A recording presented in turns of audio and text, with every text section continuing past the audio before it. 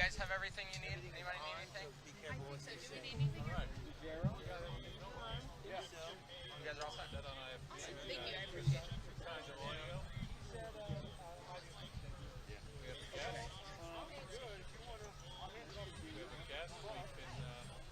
Break out that secondary headset with no IFB. Yeah. Unless they can get them to dial in.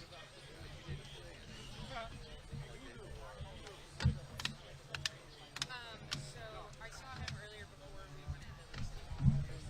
And weren't set up yet. From where I can see the full street right now where the black light is, but I don't see it. So I think there's probably just, and I talked to the guy at NYC before I went in, and just what?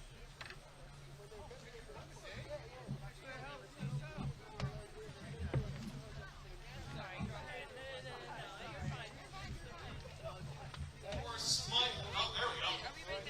Hey, up. 1, 2, 3, 4. Check, check. Hey, up. Check, check. Playing it and keep going. Nice. Sorry. Thanks. How you doing? Oh, this is a good spot. Oh my gosh. How long did it take you guys? It was about an hour. There's a lot of setting up. I was gone in that line and I was like, oh my god, I'm not going to make it in. And then I budged my way up and then like this, because this one guy I knew was like kind of near the front. And he's like, I've been here since 9.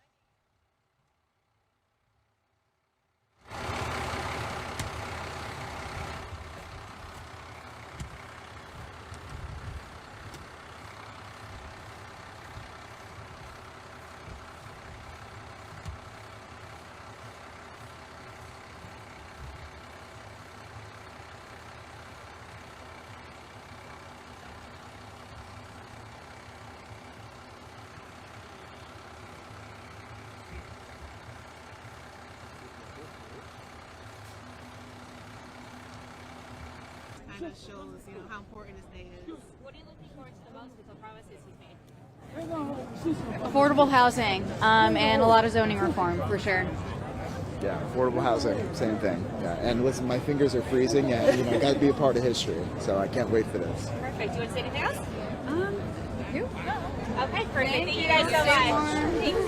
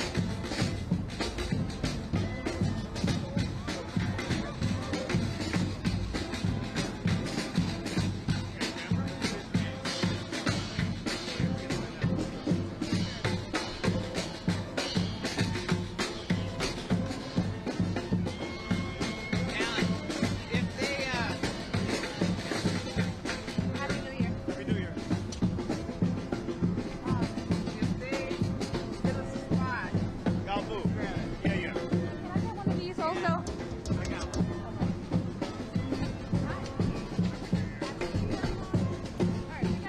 I am. I don't know where Sean is. they're like, oh, they're all set up over there. I'm like, no. Yeah, but they're like, all right, we're gonna use my car. And I'm like, what the fuck? No, you guys are setting up.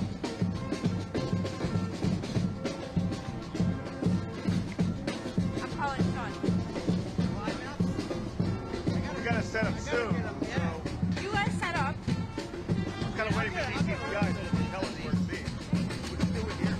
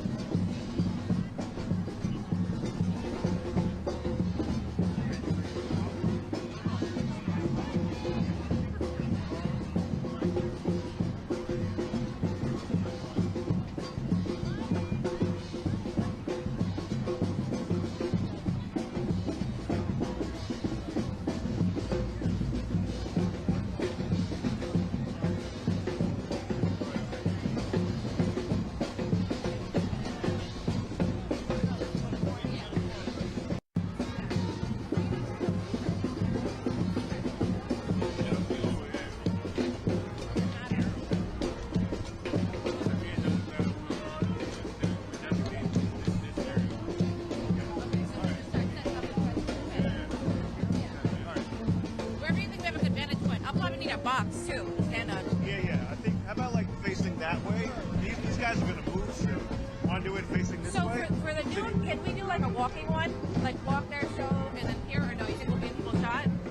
The problem with that is I'm worried about all the cell phones, and the reception is going to be really bad, and our signal's going to crap out. When you move, you can do it, but I can't guarantee the shot's going to hold up.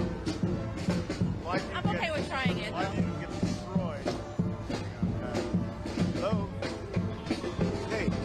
Brave and the cold. I mean, it's brutal out. It's really cold. You know, I prepared myself today. I'm wearing my balaclava, my beanie. You're wearing your hat, your hoodie. I think we're all fine. I think we're ready for this. It's much, I don't know, it's like the same as yesterday.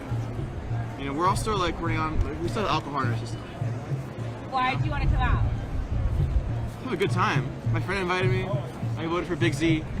And, you know, just sharing the joy with everyone, you know? Perfect. Thank you guys so much. Happy New Year. Happy New Year.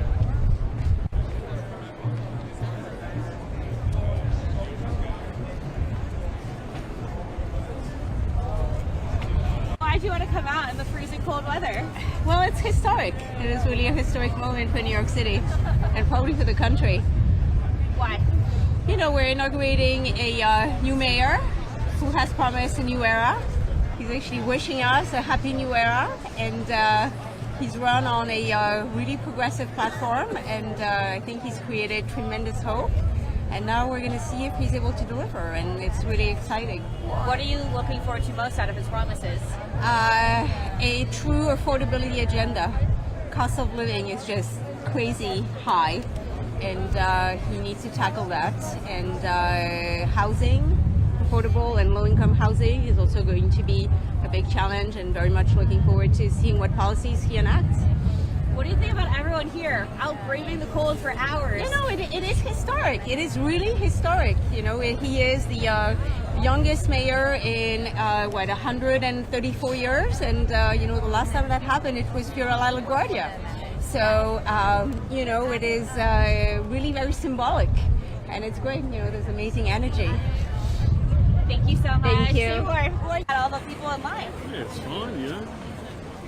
Yeah. I don't know what's happening. I don't know whether we'll get to move from here, but you know, yeah, I think it's good. What do you think about everyone braving the cold? It's pretty cold out. Yeah, it is pretty cold. You'll notice I don't have a beanie. I also don't have any gloves, so I just put my hands in my pockets, I think. Are you going to be warm enough? I think it'll be fine. Okay. You know? So why are you out here today? I think it's witnessing history, you know, this kind of thing. These things don't happen. They happen every 4 years, but this is kind of, I guess, groundbreaking for New York. So What are you looking forward to the most? today, or No, with his promises. I think he gives a lot of people a lot of hope. You know, being the mayor, I guess, is you know, often described as the worst job in a city because everyone expects you to do everything, but you have kind of limited power and resources. But I think he gives people hope for the future, which is kind of apt for New Year's Day as well. So yeah. Thank you so much. No, that's all right. What do you think about everyone braving all the weather? So Sabrina had actually said we thought it wouldn't be this many people because it's cold. So I think all of us standing here is kind of a testament to, you know, it is a monumental occasion, it's history. So I think all of us wanting to be there just kind of shows, you know, how important this day is. What are you looking forward to the most with the promises he's made? Affordable housing and a lot of zoning reform, for sure. Yeah, affordable housing, same thing. Yeah, and listen, my fingers are freezing, and you know, got to be a part of history. So I can't wait for this. Perfect. Do you want to say anything else? You? Okay, perfect. Thank you guys so much. Thank you.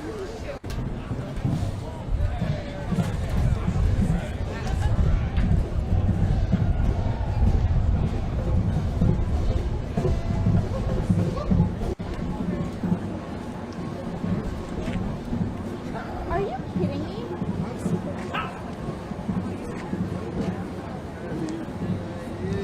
My hands are frozen. Anyone have a contact question mark?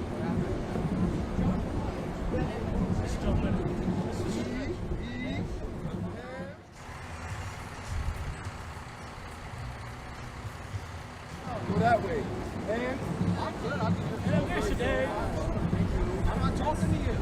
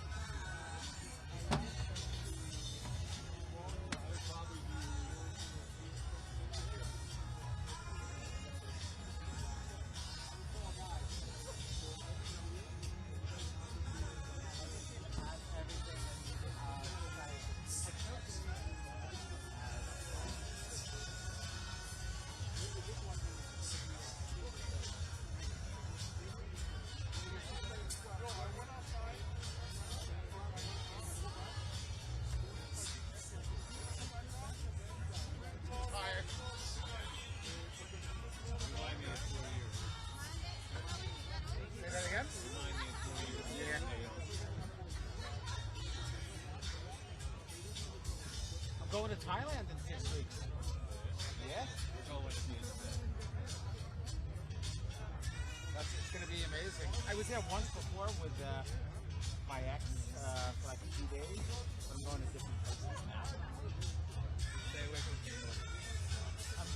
I'm doing Vietnam too. Stay away from Cambodia. Not going to Cambodia. Stay away from the Cambodian border. Oh, that's the. Oh yeah, it's a hot zone. Yeah. I saw that. Yeah, I'm not going there. I'm going to Chiang Mai. Doing renting a motorcycle and doing the loop and the tour. And I'm going to Krabi, doing some scuba diving and a little Bangkoking to start, and then Vietnam. I have 6 weeks of vacation, and they're going to make me free. And it's cheaper to go on vacation there for 3 weeks than it is to stay at home in New York City and order in a pizza for $17. $17 gets me 2 days breakfast, lunch, and dinner. Pad Thai, Pad See Ew. Oh my God, mango sticky rice. I'm gonna be like in heaven. They put these chicks right in front of them.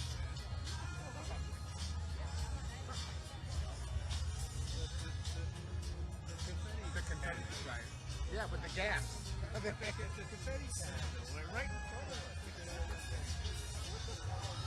Is it just one or is it two? I don't know. It's probably another one, but like, shouldn't it be over there? It's just this one. I think. They should be in the corners over there. Shouldn't be in front of the camera. I know, it's gonna blind you. It's gonna blind you. They really. It's not loud, but I hope we notice a little bit of a confetti can right now. What's that? Just noticed they put the confetti can right.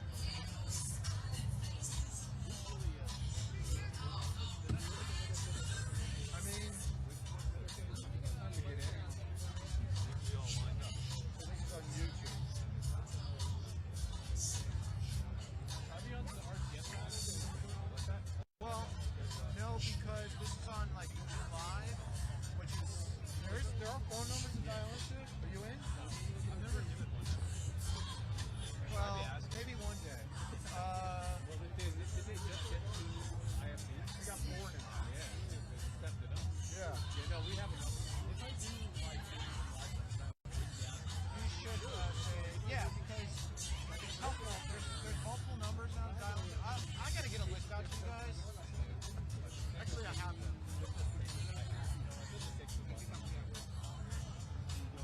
Yeah, you don't. Nobody's talking to you. They just want a shot. Al had a shot up. He's got to come down to move. So they wanted this shot. Plus, they have Foley and Chase outside somewhere. I already discussed with them which one they were going to take. Okay. They're on 4. I'm on 3. On the oh, so good. But I'm not. I don't want to waste battery. Don't blame me. There is a charger in that can I get or a battery. So I don't know if you have in Slack, if you have this streaming channel. Oh, I never saw that. So it's like there should be like some plan.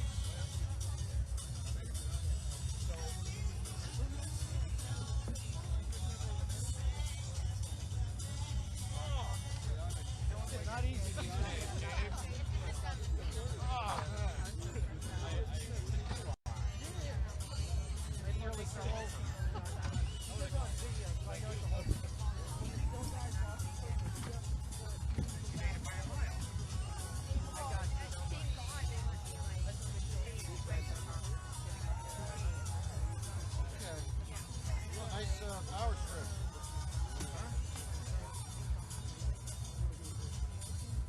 Yeah. So I guess they'll stand at your side when we get up. I guess they'll stand here when we're up. Yeah, basically like it's like wherever you stand, like so you can get your hands on his shoulders, give him a good like deep tissue. That's what I would hope to get those guys to do. I don't know why. So Roy, the optics.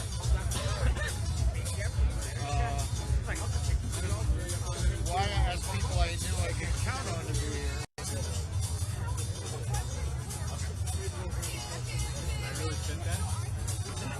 Almost. No, I asked Dave to be here and you to like show up and look pretty. I do. Yeah. Yeah, that's fun. We got a crew at the yeah, we got two. We have one reporter, two cameras. Plus one video people kind of overlapping. Yeah, so he's going right from here to there, right? Well, probably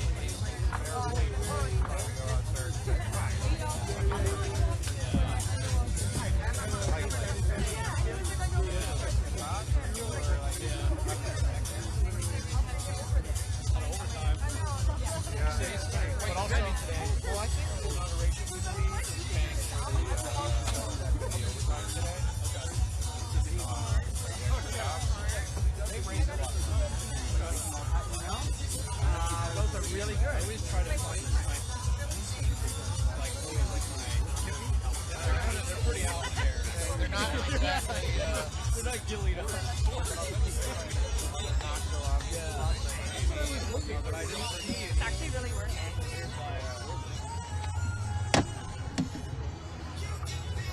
They only need the 4 out there.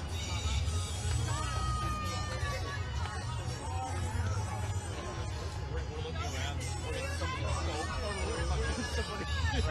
We're in somebody's scope. Apparently, they're like, those two.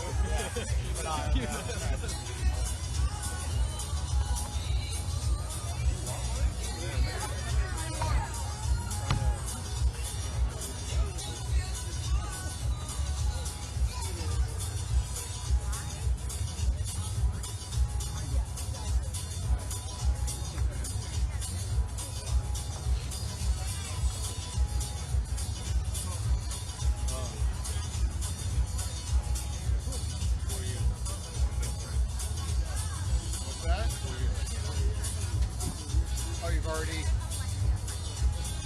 Well, can I put in my request for the yeah. I'm gonna deny it, but yeah, go ahead, put it in. Graduation? No, I got graduation. Oh, nice. So graduation. And then right to Thailand? 2 weeks. Okay. I'm so happy. So 1 weekend is Friday, Monday. I'm so happy. I'm so happy. No idea. Are you off next week? Sorry. Alright. Started breaking shit.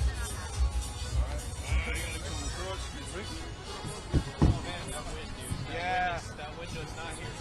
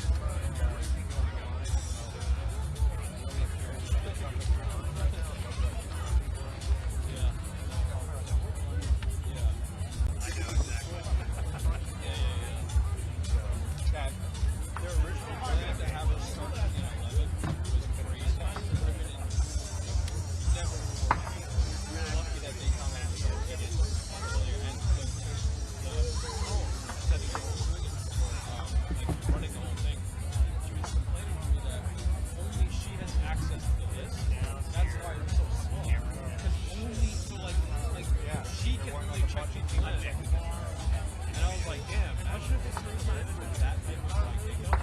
One at a time. Well, it got really, yeah. Well, whatever. We're here.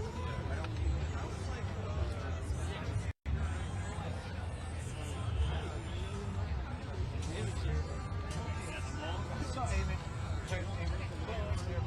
I saw him. Like, hey, and he's like holding like a couple of IFB boxes, like wires and stuff.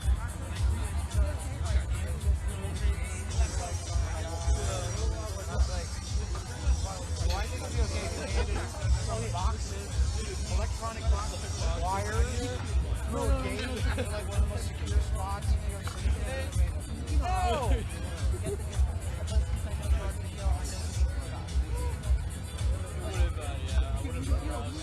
I was like, you do it, but let me get far away from you. He came up, he instantly gave me the Young Gabriel line.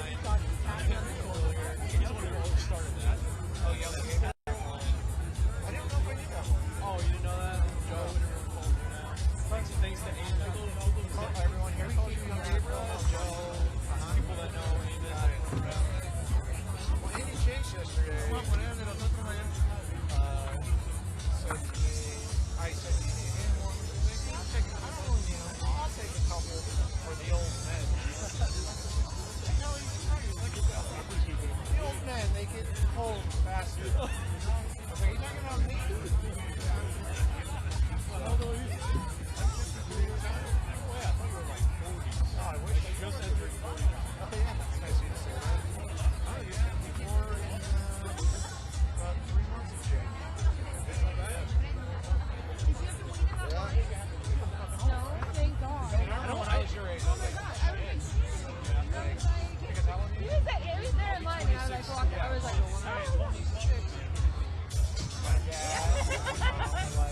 I was like, cooking peas.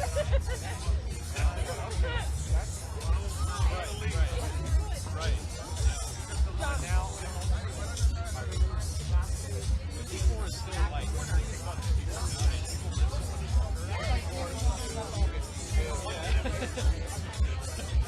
well, if you're healthy. It's different for healthy. Healthy, you know, there's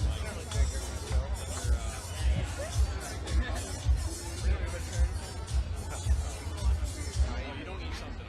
well, I try to eat like, produce. I don't eat. You just don't eat shit. I try not to. I don't also like, I love sugar, so I try to like, have a lot of, like at the party last night, a lot of, they were making pizzas, the guy like, making homemade pizzas, like a lot of people, like, cheese and stuff. Yeah. It was killing me. And I drank like, milk last year. Whiskey. Yeah. So did I. I had a whiskey sour. Yeah. I said whiskey on the rocks. I don't drink beer until I haven't stopped drinking. Oh, yeah? I don't know, I think I get the wrong, like, like, gluten intolerance because I started drinking beer and it always, like, gives me the like, not being other food, like bread. I don't know, what happened to bread? I eat bread. Like sandwiches. Yeah, that's weird. Doesn't affect me. It's beer. Something in beer. I like beer. I like IPA. Oh, I love this. Or like drinking. You know, like beer. But they're also like heavier. You know, whiskey. You want the Moscow Mule?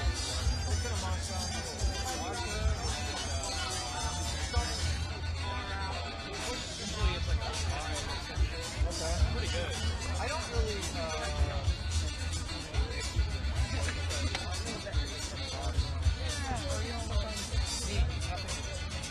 pretty strong, but I like to get the value out of it. okay, That's what I mean. Like, if I'm gonna, you know, a beer's what, like, depending on where you go, if you have like $9, it's like, alright, it's only, why not have a drink that has like the equivalent of food? Like, you know what I mean? Value. Value. Sometimes the big drinks are pretty pricey. Yeah.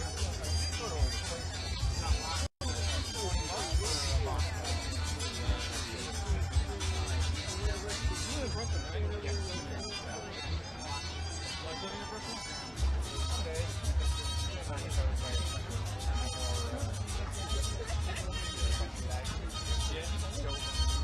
West Milford more so. West Milford. What's going on in Milford? Well, actually, I got a boy with her. I heard they got someone pregnant. The guy you were talking about the other day? Yeah. On the street? Yeah. So what, he's throwing you out to like, basically. Yeah, he's like, I went out with him too, and he's like, man, it's been great, but you gotta go. I was like, oh shit. Oh man. I was like, what? I was like, yeah, you know, so and so. Well, at least he's doing the right thing and throwing you out. Yeah, better me than the kid. Yeah. I mean, I know I'm the role of the person. Yeah, all right. Well, so I was like, damn, all right. Nice New Year's. Speaking of totem poles, he got a little careless. Yeah, right. So, all right, did he give you a timeline? Like, what do you got to do? I mean, basically, by the time that baby's born, I gotta be out of here. Okay. All right, so you got 8 months, 7 or 8 months. Hopefully, See how far along they are? Yeah, right. You know what I mean? I was like, yeah. He's like, I gotta turn your room into a baby room now. Yeah. So it's like he owns the place? Yeah. So his dad bought it, but his dad left in California. Okay. So he like owns the house, and I rent the room. Yeah. Well, it's a house, honestly. I always told him. They were in our house.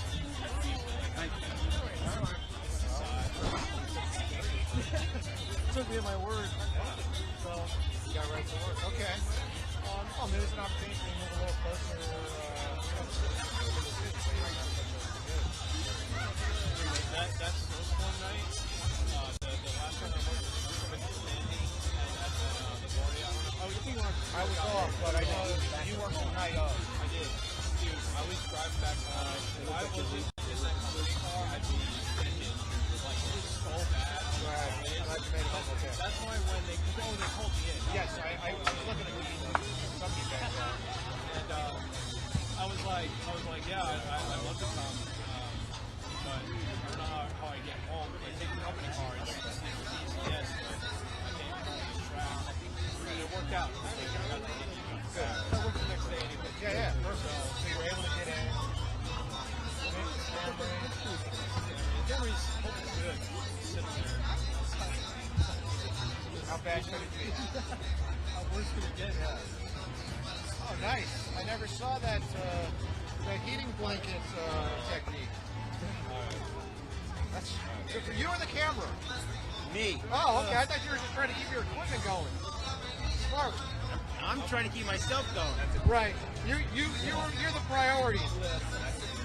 That is really smart. That is really smart. Smartest guy in the ride there. It's good to keep in the truck. Yeah. But yeah, it does help with the camera yes, sometimes. But you know what? If everybody's power goes out, we know who to blame. Somebody blew a circuit. What is that thing pulling? Down below. All right. Oh, you have your little heated. Everybody's living in the future around there. It gives me more time. I can bring my blender though. Yes. You know what? It's a little chilly for the smoothies anyway. I forgot. You had it on. Oh, that you were wearing it. Yeah.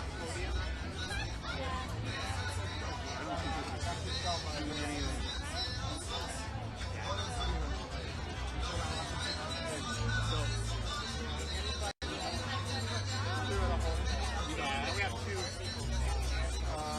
That's why I have a match up right there.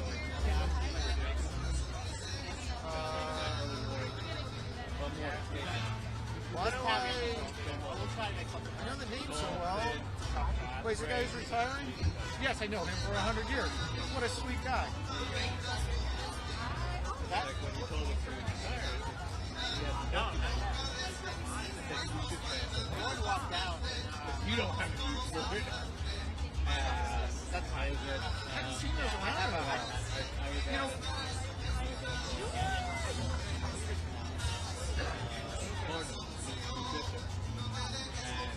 He shows up 5 minutes before.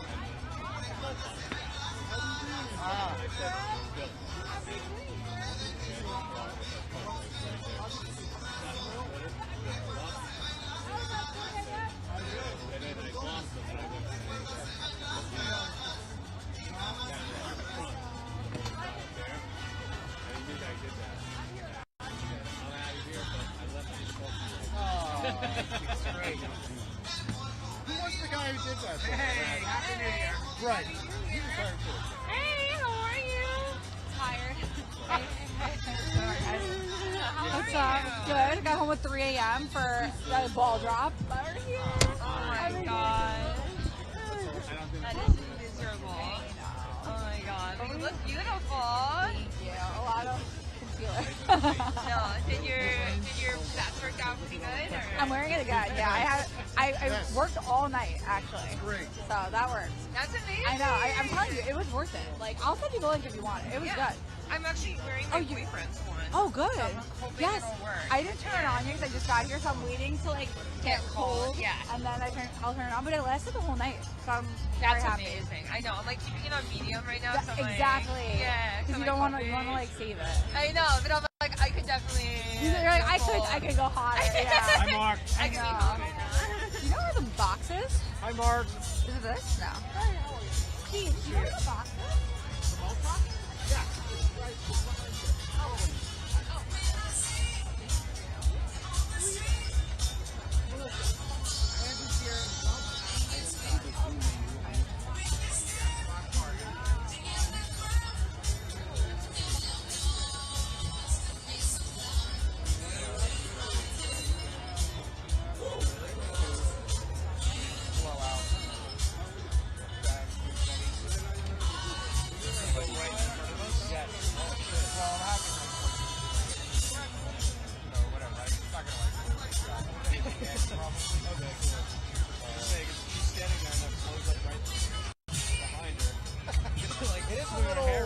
It's like basically it's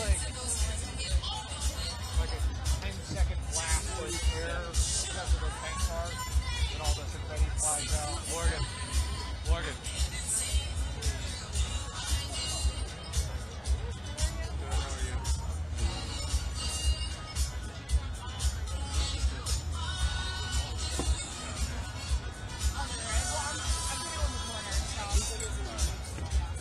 I always take that backwards.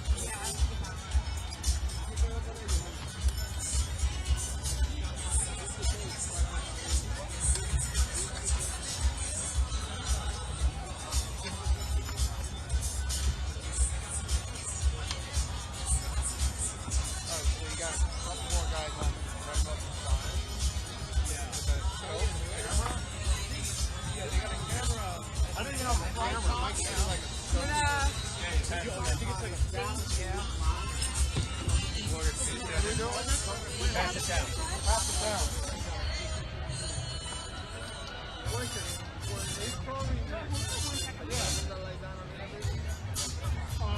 Yeah, this is only for the live side. Thank you very much. So, Are you recording? Am I recording? No, he's not. Because I see the thing on the corner. It looks like. No, I just see I see the this. You know, what's his face has him, treated? So apparently they're like competitive, right? They were supposed to be like cooperating. And he went and apparently now he's like, Oh, no. He's like, sorry, they're not all. I believe you. I'm sure they were. He just like forgot the name. He's like, I swear to God. Kind of weird. all I'm saying is, I know this stuff. Morgan, stand in. It's better than running around. Running around the city. Why, there's nobody there? Yeah. We'll go down there. Yeah.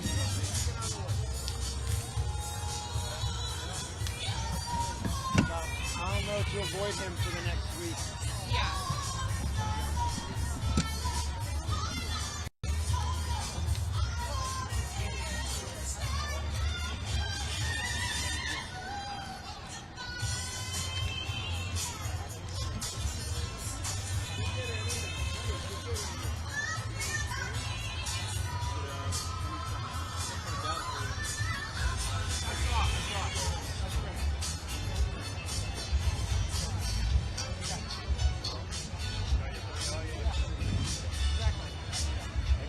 are you?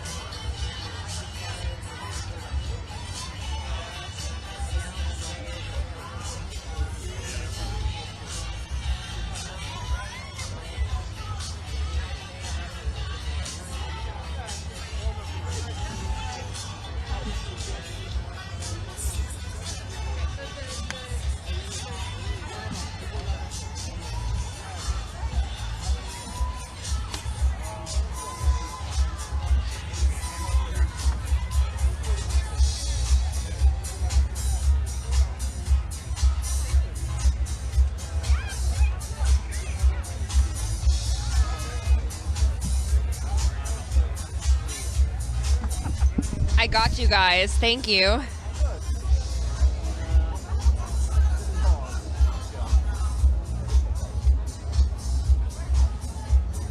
Awesome. Thank you so much.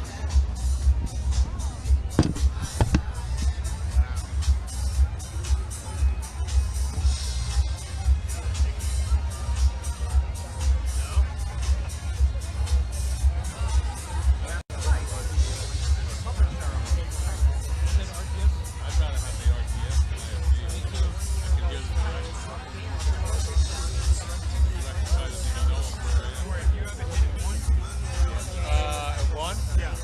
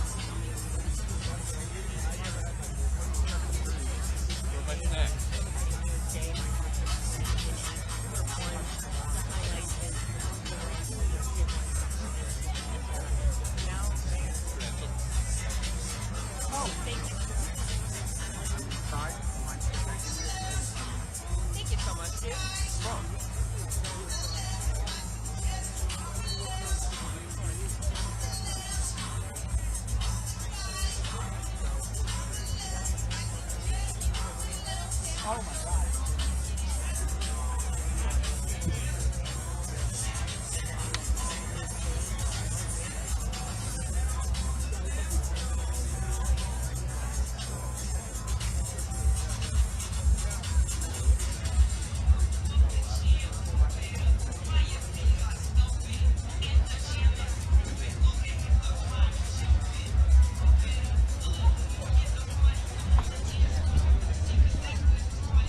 The key. I hate gloves.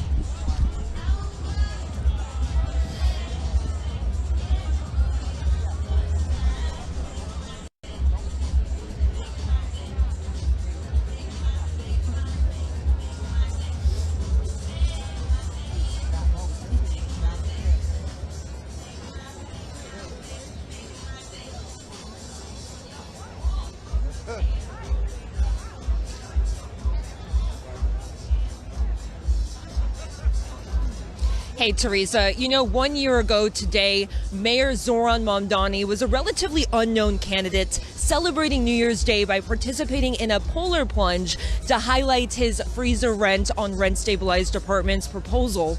But now, today, after winning both the primary and general election, Mamdani will be stepping on stage as the mayor of the largest city in the country. Now, Mamdani was officially sworn in at midnight in a private ceremony by Attorney General Letitia James with his family at the original City Hall subway station. The 34-year-old is the first Muslim mayor and the first to ever use the Quran for a swearing-in ceremony, and he'll use it again for this ceremony here at City Hall.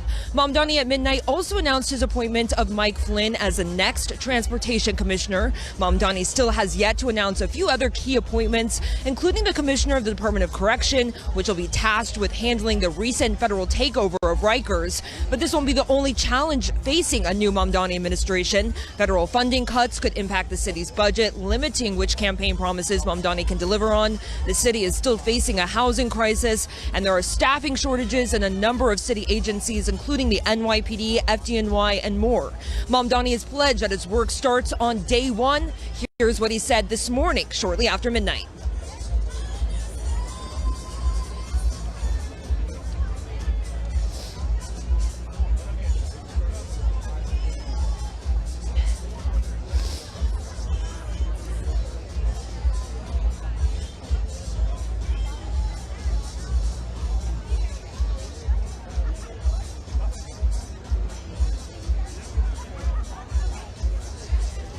Now, this ceremony here is expected to last about an hour and a half. It's very cold outside, Teresa, so hopefully they stick with that time limit. Now, first, Mark Levine will be sworn in as the city comptroller, and then he'll be followed by Jumaane Williams. He'll be sworn in as a public advocate. Congresswoman AOC is going to be kicking things off with a speech, and then they'll be followed by Senator Bernie Sanders, who will be administering the oath of office for Mamdani. Reporting live, I'm Morgan Mackay. Teresa, back to you.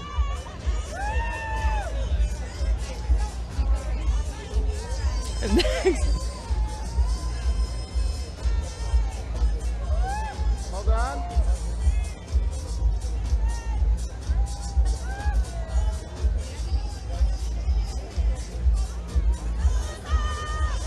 Hold on.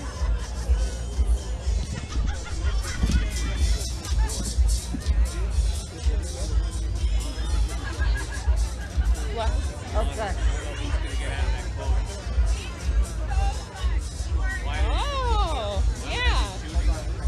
What?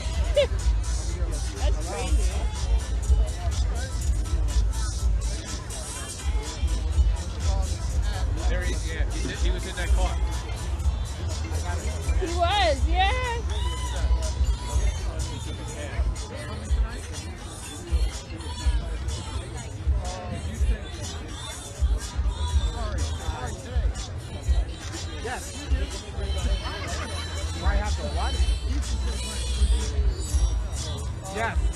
So, okay. Yes, I can pass it over the fence. Don't wait on the line. I'll come to the fence. Give me a minute and that. Give me 2 minutes. I'll be there. Yeah.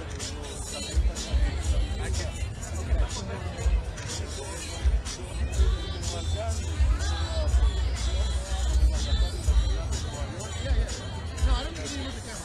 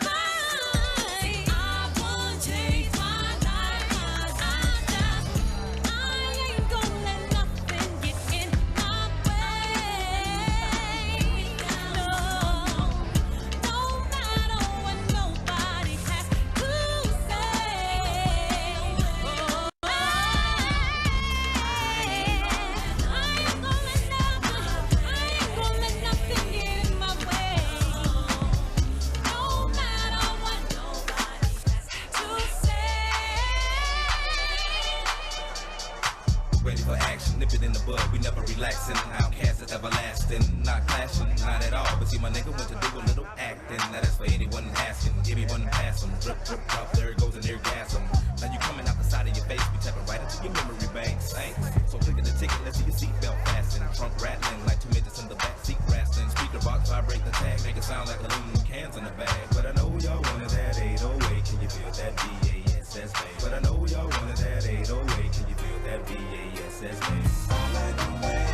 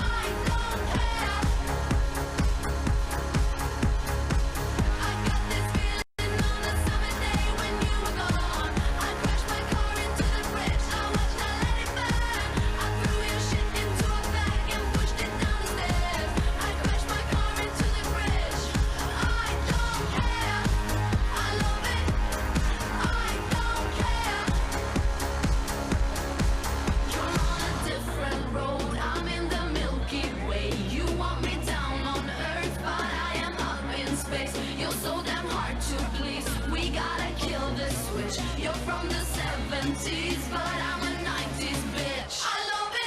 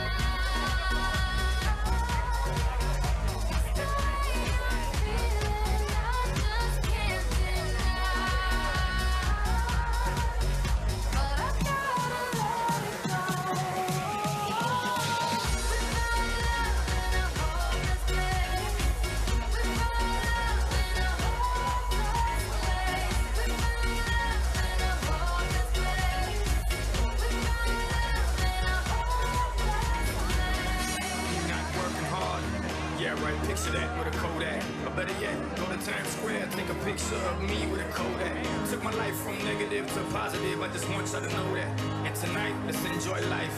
Pitbull, Naya, Neo, that's right. I want all of you tonight. Give me everything tonight. For all we know, we might not get tomorrow. Let's do it tonight.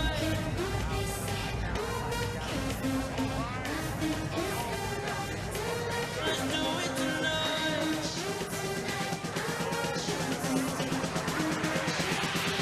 Grab somebody sexy.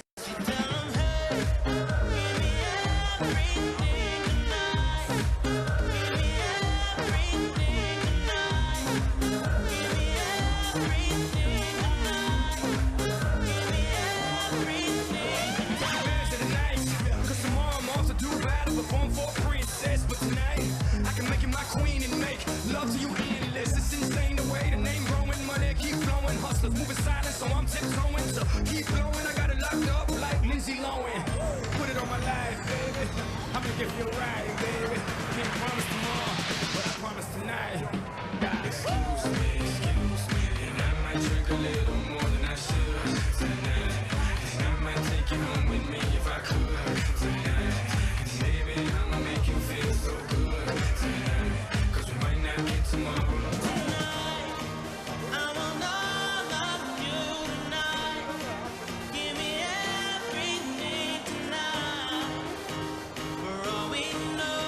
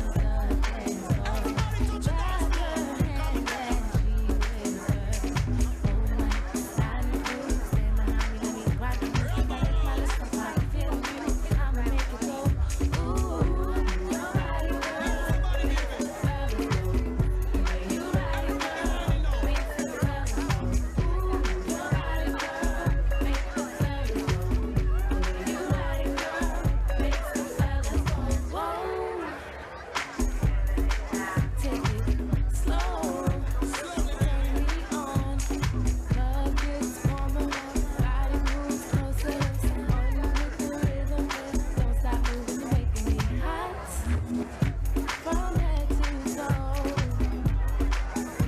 I feel your flow. Eyes get stronger, body seems longer. Makes me really want you. Don't stop moving, you're making me hot. Your body, girl, makes the fellas. The way you ride it, girl, makes the fellas. Ooh, your body, girl, makes the fellas. The way you ride it, girl, makes the fellas.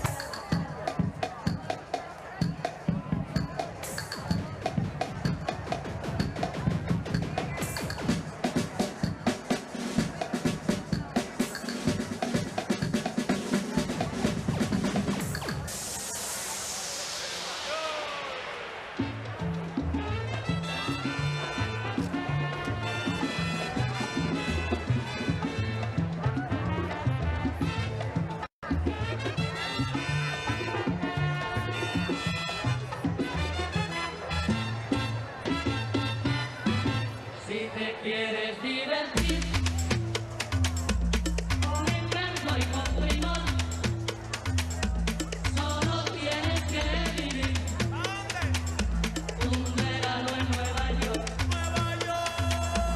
Si te quieres divertir con invento y con primor, solo tienes que vivir un verano en Nueva York. Un ratito nada más. Ey, ey, ey. 4 de julio, verde y July. Ando con mi prima borracha Rulay. Los míos en el Bronx, saben lo que hay. Con la nota en hoy, por Washington hoy. Willy Colón me dicen el malo. Ey, porque pasan los años y sigo dando palos. Vendiendo discos como cuadro Frida Kahlo.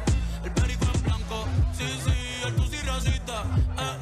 No te confundas. No, no, mejor evita. Ey, un shot de cañita en casa de Toñita. Ey, PR se siente cerquita. Sí, sí, sí. Con el campeonato nadie me lo quita. Number one de Best Nuevo, ¿ok? Puerto Rico. Como Bad Bunny va a ser rey del pop.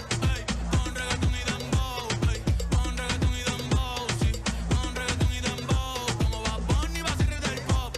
Ey, con reggaeton y dembow. Me siento como el lápiz en top del flow. Cuando yo nací fue que nació el flow de lado a lado.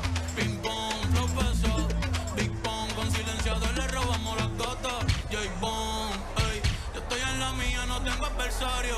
No, con los Yankees los me aguanzato. A correr que otra vez lo sacamos del estadio. Ey, Titi me preguntó si tengo muchas novias. Muchas novias, hoy tengo a una, mañana a otra, ey, pero no hay boda. Titi me preguntó si tengo muchas novias, muchas novias, hoy tengo a una, mañana a otra. Me las voy a llevar a todas con VIP, un VIP, ey. Saluden a Titi, vamos a tirarnos un selfie. 6 chis, que sonrían las que ya se olvidaron de mí, un VIP, ey. Saluden a Titi, vamos a tirarnos un selfie.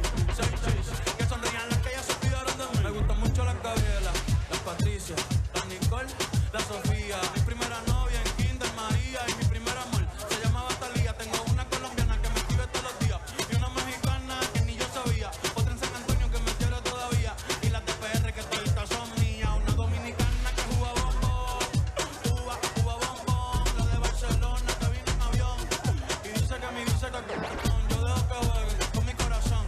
Quisiera mudarme con todas por una mansión. El día que me case te envío la invitación, muchacho, deja eso.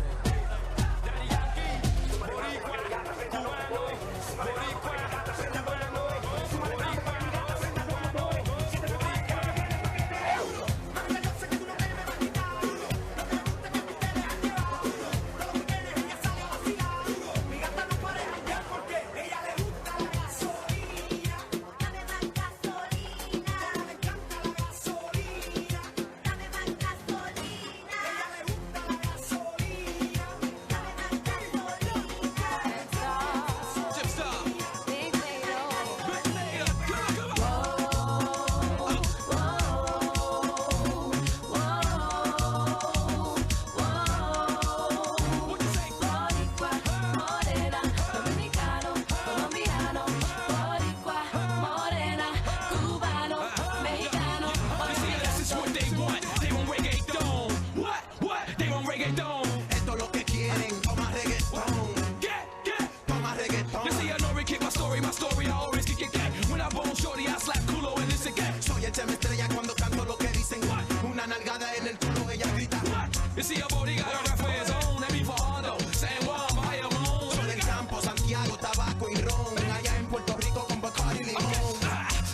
all that. You can tell Spanky on it. The remix to the remix with Yankee on it. Esto es un fongo, un chimi con nori on it. Un reggaeton con Zen Star and Big Mato on it.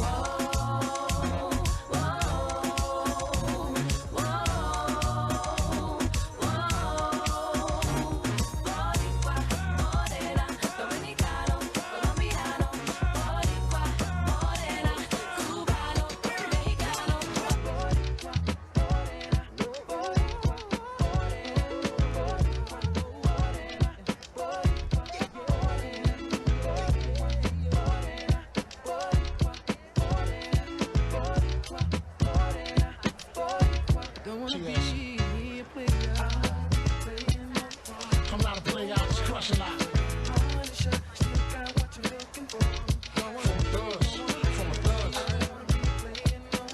I'm not a player, I just crush a lot. F to the AB. You are watching Newsroom Live. Look at this. These are live images of the inauguration of Mayor Zohran Mamdani. There is a DJ at City Hall, people in fur hats. This is a whole new era. Welcome to the show. I'm Duarte Geraldino. We got an incredible show for you today. Just after midnight, Zohran Mamdani took the oath of office in a private ceremony. I want to show you what that looks like. He did this inside of a decommissioned subway station beneath City Hall. Now, he was sworn in as the first Muslim mayor of America's largest city, and he did so on a Quran.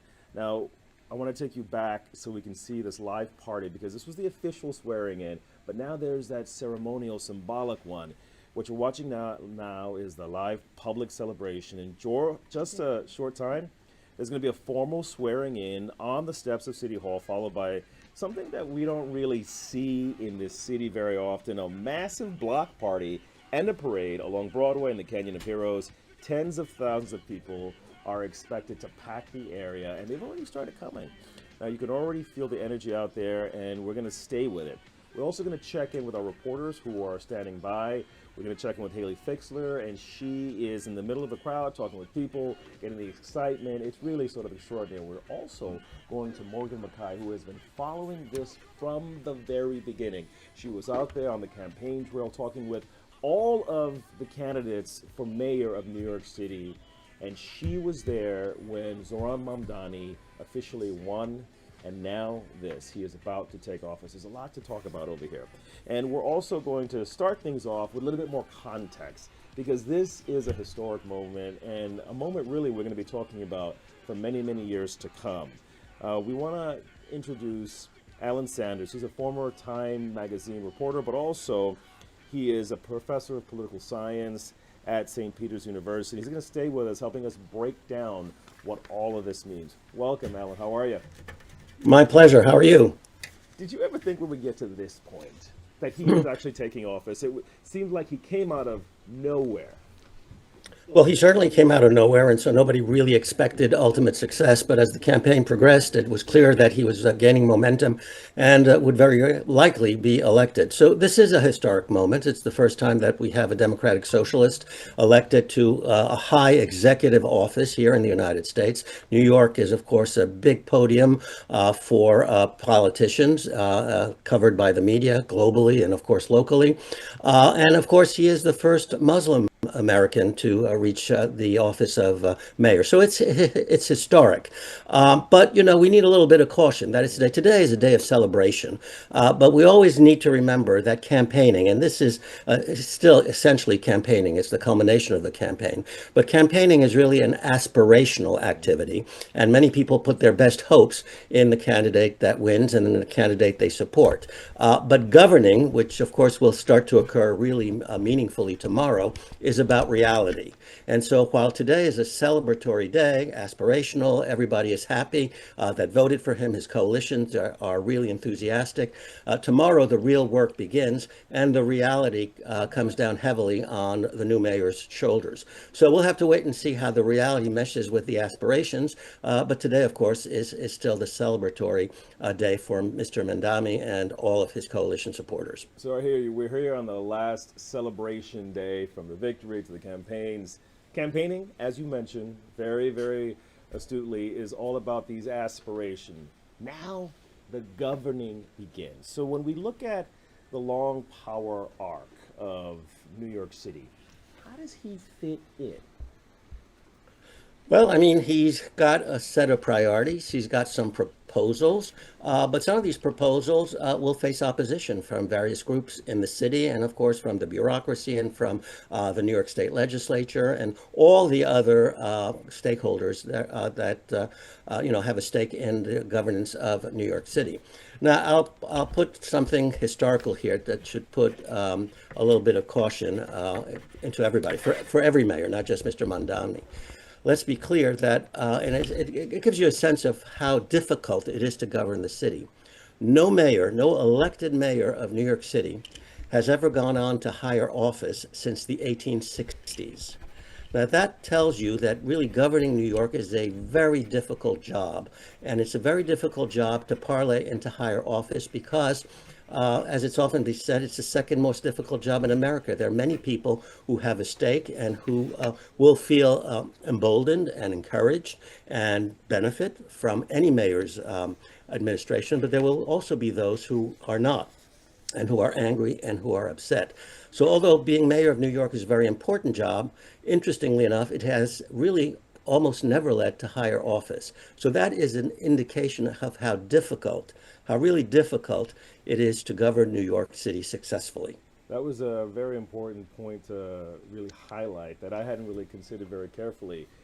This is a very young man who's taking on an extraordinary responsibility at a time where he is appealing to a younger generation. And what you're telling me is that if the trend holds true, this could be his last position. So he has to make his mark in this office or break that trend and do something after this. But it's going to be incredibly hard because, let's be honest, the knives are out for him. He has a lot of political enemies. He won this election, but some people will say he won it because the opposition wasn't organized. And yet here he is, right, about to take the public oath of office with an extraordinary outpouring of not just votes, but people at the actual campaign. In terms of and the other thing to take note of here, which is really important, he's extremely photogenic, he's extremely charismatic, and he encapsulates the aspirations of many people on the left. So let's be clear. Let's look at this more generally politically. There is immense frustration on the right, encapsulated by Donald Trump, and there is immense frustration on the left, encapsulated by Mamdani and, of course, Bernie Sanders, who will swear him in today. We've got polarization, but extreme frustration at both ends of the political spectrum with what is going on in the country today.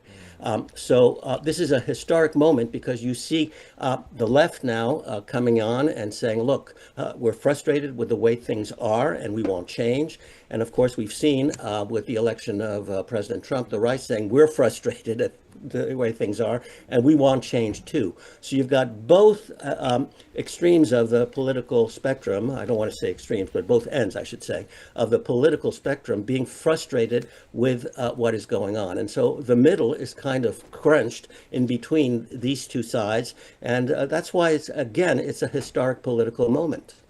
A historic political moment. We're going to dive deeper into that because we want to get to the ground where we have some reporters waiting. We're going to take a short break, and when we come back, we're going to bring in Morgan Mackay, who's been covering this race from the campaign trail to this moment, and Alan's going to stay with us to provide deeper perspective. We'll be right back. You're nothing 'cause you don't know your destiny.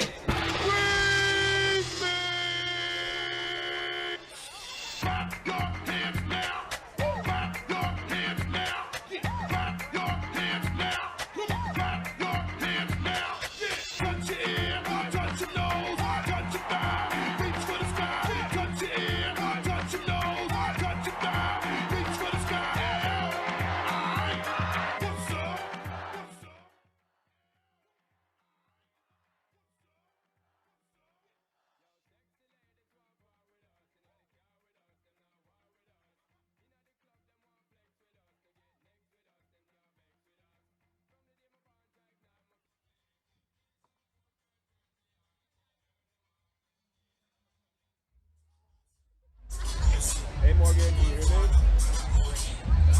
I can hear you. Fantastic. Hey, Dorte. Hey, I sent you some questions ahead of time. I'm not sure if you had a chance to look through them. Nothing crazy, because I know you got this. But would you... Oh, no. So I wanted. I saw your live hit, which is great. I wanted to ask you, when you look at the crowd, Oh, thank at the you. moment, what does it tell you about Mamdani's long journey to get here? I also wanted to ask you about some of the early moments in this race that hinted at this outcome, and what did he have to overcome in the race to reach this moment? And then also look at some of his opponents. The contrast between Mayor Mamdani and the other candidates in this race, what ultimately separated Mamdani in the eyes of his voters who are surrounding him right now. Does that work for you? Can you talk about some of these things? Okay. Yeah, and if you just want to also mention, just like ask about the event itself, I can break it down.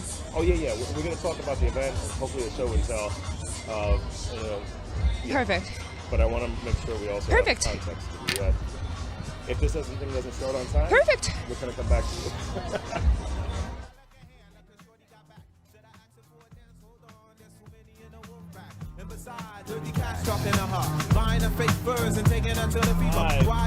These images are at City Hall. This is a party at City Hall. You have a DJ, you have someone in what looks like a Dalmatian fur coat. You have a scene that normally should take place at night, but it is the new reality for New York City. Welcome. I am Duarte Geraldino, and you're watching extended live coverage of the inauguration of Mayor Zohran Mamdani.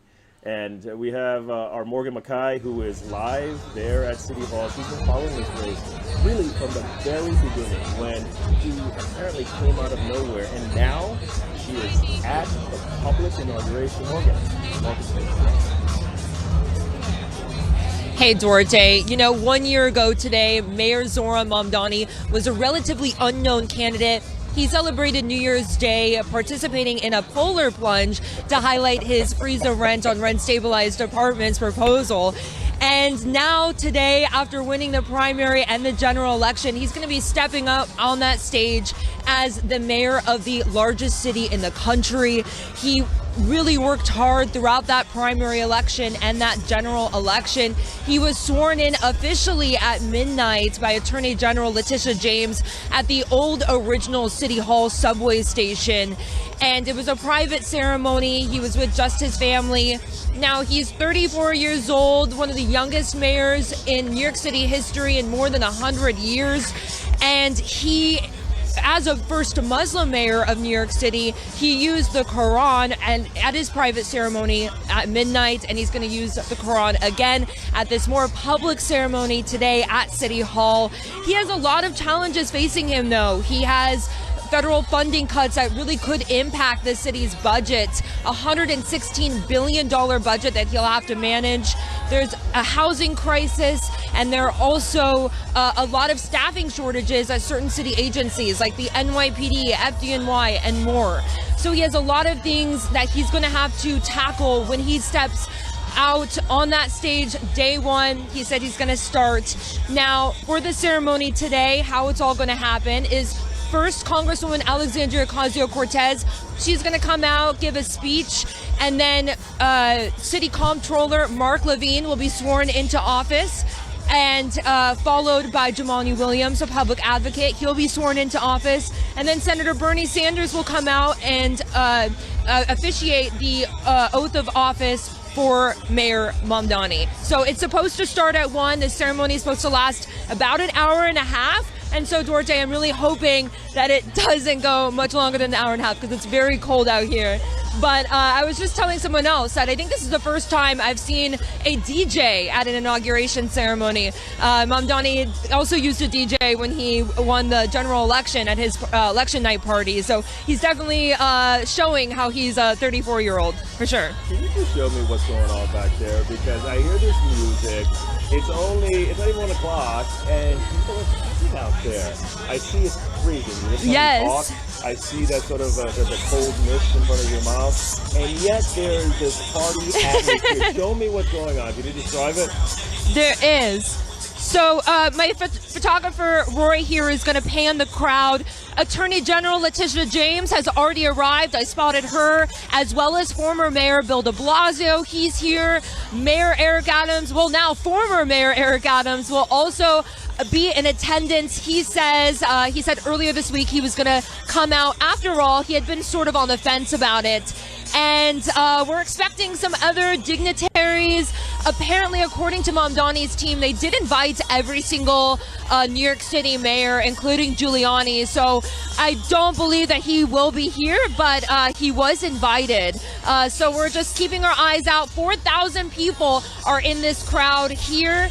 Then they're expecting about 40,000 for that block party out on the streets, and Mamdani's going to be taking to the streets to meet with some of his supporters. But he had more than 100,000 volunteers for his campaign, and so he really wanted to take the time to give back to his supporters and really show how it's just one giant party. He's calling it a new era. A new era. When we look at this new era, I can't help but remember the fact that voter turnout was pretty extraordinary for this particular election, but also that he did not get here without an incredible fight. He just talked about what he had to do to get to this point, the actual fight. What were they saying about him, and how did he fight? You know, for the first few months of last year, he was polling at about 1%, 2%, and then he jumped up to about 10% in about March or so. But it really wasn't until towards April, May that he really started going above and beyond his competitors. He is really, really talented at social media, and that was his strength throughout the campaign. He really just spoke directly to his supporters, and it was also his simple, easy to understand proposals. It was the way he laid them out. It was a freeze the rent for rent stabilized apartments, universal child care, and it was like focusing on affordability and the affordability message that really resonated with voters. But he definitely came out I guess a little bit behind at the beginning, but then came out really strong and was able to overcome his top competitor, former Governor Andrew Cuomo, who had his own challenges throughout this campaign. Cuomo was forced to resign after he was facing an impeachment trial back in 2021 when he was governor of New York State, following numerous allegations and scandals, and he ended up leaving office. This was his time to try to come back into office, try to get back into the political life. But Mamdani, he really wanted to set up a one-on-one election, pretty much a race between him and Mamdani, because Mamdani is a democratic socialist, he's young, and Cuomo really thought that he had a chance to show that his experience was worth more in this instance. But Mamdani showed that it was about his vision. It was about his affordability vision. It was about his pledge to promise to lower cost for New Yorkers. And New Yorkers said they wanted something different. They wanted something new. And Cuomo, he tried to challenge Mamdani again in the general election, but lost again. Mamdani coming out with more than 1 million votes in this election cycle. When we look at the stakes, and they kept on growing, in the beginning, he seemed clearly on one side. You know, everyone associated him as a socialist. As the stakes grew higher and he got closer to victory, we saw moments where he eventually met President Trump. As the stakes grew higher, was his message or the delivery evolving? It was definitely his message, and the way he spoke about his message that really resonated with voters. At the same time, we are seeing the way that he speaks about some of his campaign pledges. For example, when you look at his campaign pledge to end mayoral control, which gives him pretty much complete power over the school system as mayor, he had pledged to end it during the campaign, but now yesterday he said that he's actually going to go back on that campaign pledge, and he says that he wants to keep mayoral control, but he does want to see some tweaks. For example, he wants to have more input from parents and students and teachers. But I do think that is one thing about Mamdani that has really resonated with voters. He's not afraid to change his mind. He's not afraid to get input from people and to change his path if that's what he thinks is best for New Yorkers. He's shown that he is very willing to compromise if it's needed. So he has said, though, that he wants to focus on his three main platform pledges, which is freezing the rent for rent-stabilized apartments and universal child care. He really wants to deliver on those campaign promises this next year. And he even told that to President Donald Trump when we met with him. And that meeting went much better than many people were expecting, because he said that they had that moment of being or focusing on their affordability message. And that's what they bonded over. So that is something that Mamdani has really shown over and over again, I think, throughout this campaign. And he's continuing to now. Thank you so much. Affordability, deep key moments. Coming up next, we're going to go to Haley Fixler and we're going to get deeper into this crowd so you can get a sense of what's going on at what many people say is the biggest New Year's Day party in the city. We'll be right back.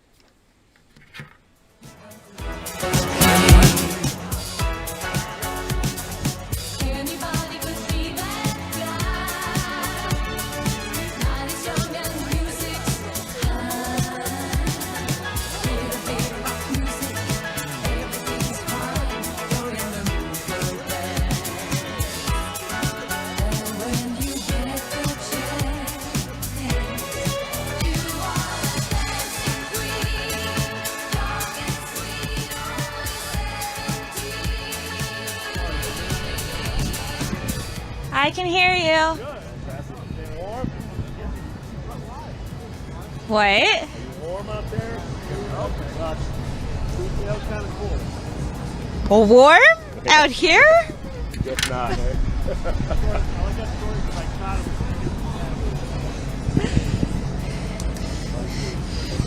him. Can you guys? Oh no. Okay. Great. Yeah, I'll go there. You want to switch mics? Or but give me both mics?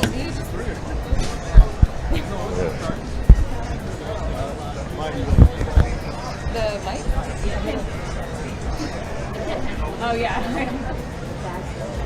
No, it's okay. I'm just like, wait, you do it.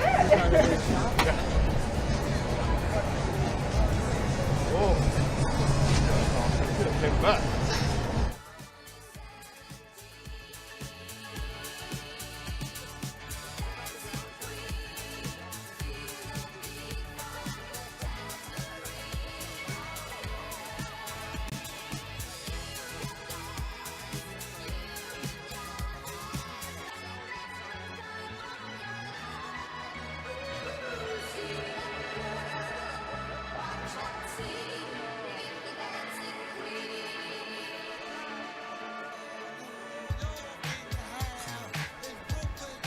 You're watching Newsroom Live, and yeah, you were listening to Dancing Queen at the inauguration of Mayor Zohran Mamdani. It's arguably the biggest party in New York City right now. We're going to go straight to the scene where Haley Fixler has been all morning. I'm Duarte Geraldino. Haley, you look like you're having a pretty good time. What's it like out there? You know what? You have to dance to the music in this kind of brutal weather out here, Duarte. So we're dancing around trying to keep warm. Can you show me what it looks like over there? Can you tell me what you're seeing? Because we got the bigger view, but I imagine once you're in the crowd, you're talking to people, you're getting that vibe that you can't quite get unless you're actually in the thick of it, which you are. What's it like? What are people telling you? You know what? Yeah, I want to show you the line. So this is actually the security checkpoint. So you can see here behind me, there is a lot of people. Officers are wanting everyone. They're checking everyone's bags. But then if we could actually go down this way, you can see just how many people are still in line now at 12:54. And this line wraps around the corner and then goes all the way up Church. So there are a lot of people here. Again, they're braving really cold temperature to be here, but people we talk to, they're excited. They say they wouldn't give up a chance to come to this, and it's worth these freezing temperatures. When you say people are excited, did they go into any more specific reason? Is there any reasons that struck you as, oh wow, this is kind of different, that you are braving these extraordinarily cold temperatures, these long lines, after hopefully what would have been a long night because it was New Year's Eve just a couple hours ago, to be here at this moment? What are the varied reasons that you're hearing? Well, so some of the reasons we heard is they wanted to be here to witness history. Some of them are really hoping that Mamdani follows through on some of the promises, especially about affordability. Some people just say that they want to be here with everybody, welcoming in a new era. So those are kind of the big reasons that we kept hearing again and again. When you walked around and people are talking to you about these moments, what are they expecting Mayor Mamdani to do for them? Did they say that? Because it's one thing to go from casting your vote, but now at this point, what do they want him to do? You know, we actually kind of just heard, again, it was more about affordability. They're hoping that he comes through the promises, making New York City more affordable. Again, that's really what we heard people talk about, and they're hoping he follows through. And beyond the celebration, at the actual moment, did anyone talk about what they want to do next after this? Probably get warm, Duarte. That's probably what everyone's going to do right after all the festivities here are over, is get warm. Thank you so much, Haley. I can't wait for the actual moment. Stay warm out there. All right, thank you. And we want to bring back our political expert to give us a little bit more perspective about this moment. Alan, are you with us? I'm with you, Duarte. Okay, so there's a lot of excitement. We had our reporters out there talking about affordability on the campaign trail and how that took him to this moment. And in what has become one of the biggest parties in New York City, we heard our own Haley Fixler talk about how people are standing in line still. The inauguration is scheduled to start in just a few moments, but they're still in line. It's freezing outside in order to be here for this moment. This seems like a scene that we have not seen in New York City in a very, very, very long time. Given the political advantage that Mamdani has right now, all this political capital, what's the best way for him to begin using this so that he's effective? I'm not suggesting that any one policy is right, but just so that he can be an effective leader. Well, I think any politician with such a mandate and such great popular support and enthusiasm has to look at the victories that he can win quickly and easily. So you've got to take a look at what the opposition is on particular sets of policies and determine which ones can be more easily surmounted than the others so that you can build momentum. Because again, it's about the realities. After the celebration, the realities set in. So you don't want to attack everything immediately because that's a recipe for disaster. You really want to assess what is the likelihood of success on each specific proposal that he promoted during the campaign, and then build momentum as you win one victory after another. It means really that you have to be quite strategic and also quite tactical and think through very much where you want to be a year from now as you take it step by step by step, because you can't conquer everything all at once. It's not possible. Let's be very, very pragmatic. Today is January 1st, which means the rent is due. For a lot of people, it's a reminder of why they voted for him. And you think they can wait a year or two to see him work on affordability? Or is that one of the things that he has to act on very quickly? Well, he has to act on that very quickly. He also has to act very quickly on bus fares and tunnel and bridges. I mean, the fares on these things are going up almost immediately. So people will feel that right away. And of course, as you point out, the rents are due at the end of the month. But again, he's got to figure out what he can do more successfully first. And only he can assess that, because only he can figure out who the actual real opponents and obstacles really are. But you got to do it incrementally. Now, incrementally doesn't mean that you got to do it slowly, like take years, but it means you got to assess, here's where I go first. And then if you win a victory there, you say, see, I'm on my way. The next one is this. And if you do that and you adapt to the realities, people will understand that there's a matchup between the aspiration and the actual realities of governance. Because I think people also understand that any politician can't achieve everything immediately. Even if you're the supporter of any politician, you realize there are going to be obstacles because our system, whether it's at the federal level or here at the city level, involves checks and balances. And what this checks and balances means you're going to have obstacles according to the, whoever opposes you, using those checks and balances to either slow you down or stop you. So again, you've got to be tactical, but also strategic. Decide where you want to go first and build up a record of success so that you can go further. Tactical, but also strategic to build up that record of success. So given this, and I want to go back to some of the more difficult moments in this race for the top job in New York City, there was a moment where his polling was abysmal. He was being seen as this outsider whose inexperience was a liability for the city. He still has that shadow, that cloud over him, even though he has this extraordinary mandate. When you go from being this outsider, having this cloud of, okay, he doesn't know what he's doing because he's too young, to actually getting the position, in this situation, does he now have to win over all those people who did not vote for him, because there were quite a few, even though he won, and convince them that despite his age, despite his inexperience, that he can actually run the largest city in America? Well, that's right.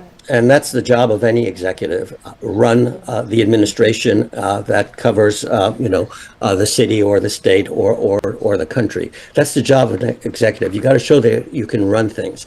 Now, what you have to do, and it's a hard thing to do because any politician, Mamdani included, has opponents.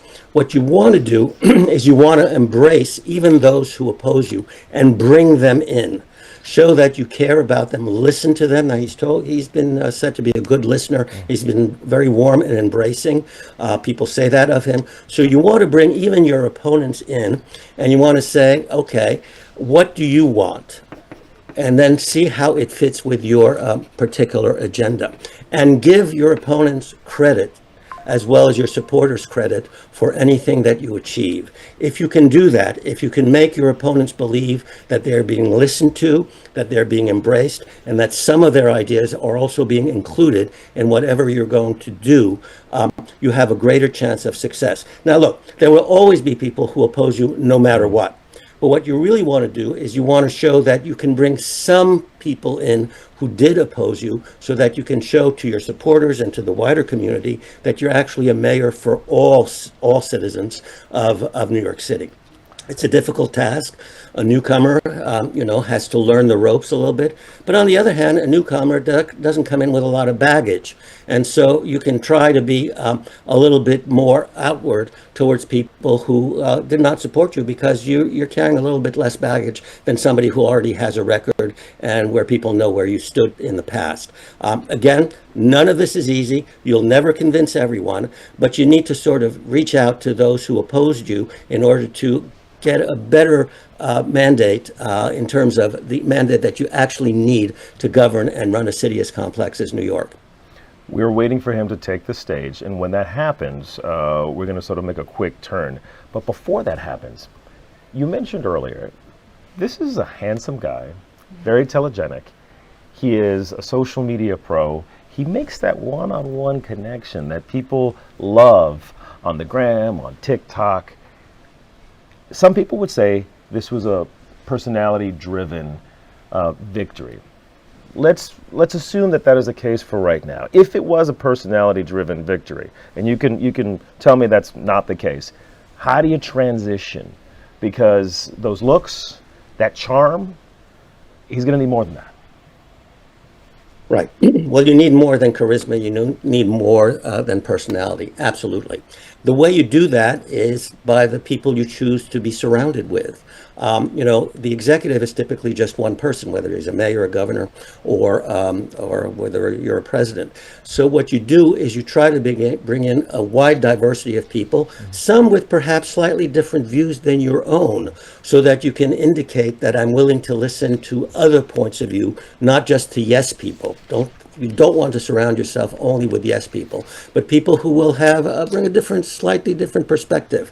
That will help you indicate that you're willing to govern, and you're willing to govern and tackle the complexities of governance. It's a difficult trick to play because people who are good at campaigning often are not good at governing.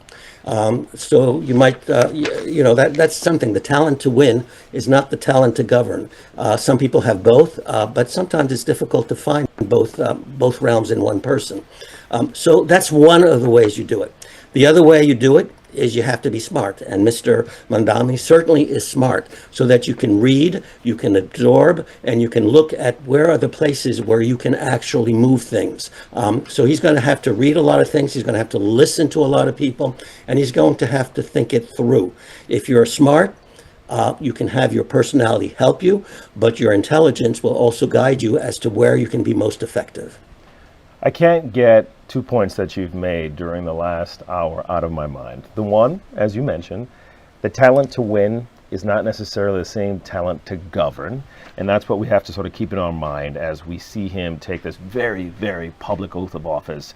But also the fact that most people who rise to this level politically, the mayor of the largest city in America, this for them is their last job in public office. This is it. This is the height. But he's so much younger. People have so much more experience. They work so much longer to get to this point. I'm not saying he doesn't deserve it, but what I am pointing out is he's so young. He's looking at making a mark for himself, but also, if he's listening to you, recognizing that this may be his last big political job. The weight of those two realities, talent to win, not the talent to govern, and the fact that this may be his last political job. What kind of pressure does that put on somebody? Huge pressure, and excuse me, huge pressure. And of course, the best way to deal with pressure is to kind of ignore it. That is to say, you're aware of it, but you need to be guided by your own priorities and not the pressure, and not so much the audience. Sure, you like to go out before crowds, and of course he's going to enjoy every minute of the ceremony today. Those are the great moments of being an elected executive of a great city like New York. But beyond that, you kind of have to say, okay, here's where I want to go, and not be awed by the office or be awed by the opposition for that matter as well. You just need to think it through and proceed as if, look, this is my job. This is the job. How do I accomplish it?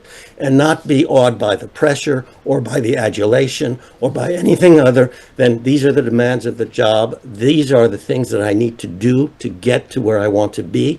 And that's what you do. If you're awed by the pressure or you're awed by the adulation, you will be derailed. You can't let that happen to you. Awed by the pressure or the adulation, you will be derailed. I want to take a closer look at this crowd right now so that we can get an understanding of what's happening. And then I want to get more of your perspective. What we're looking at right now on the screen, we have thousands of people assembled at City Hall. We have this huge banner over the steps of City Hall where it says New York City Inauguration 2026. We have the flags up. We have all these white seats for the VIPs who are going to be there facing the crowd, letting them know that they are part of the Mamdani coalition. And then you have a lot of people with hats, coats. Those lines are still long. People are still trying to get in to this inauguration. And then if we flash to some other areas, we can see this party atmosphere. We can see the DJ is still going, the music is still playing, some people are dancing a little bit. At this moment, Mamdani is in the back, sort of practicing what he's going to say. He is going to walk out of City Hall on these steps and face not just his supporters, the people who voted for him, but the people who live in the city that he now governs.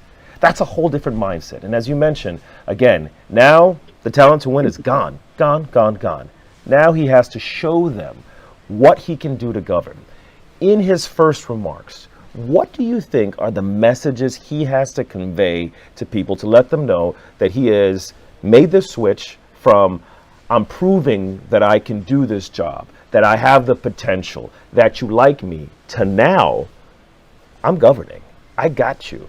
I'm going to make the city more affordable. I'm going to find some way to solve the problem of parents not being able to find affordable childcare. What does he have to say? What are some of the key points that he has to make now as he begins, as he's about to step out to address the audience?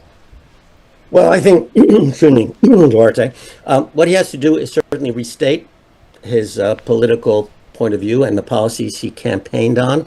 And then he has to also reach out to those who did not vote for him and say something to them. An important community, of course, would be the Jewish community.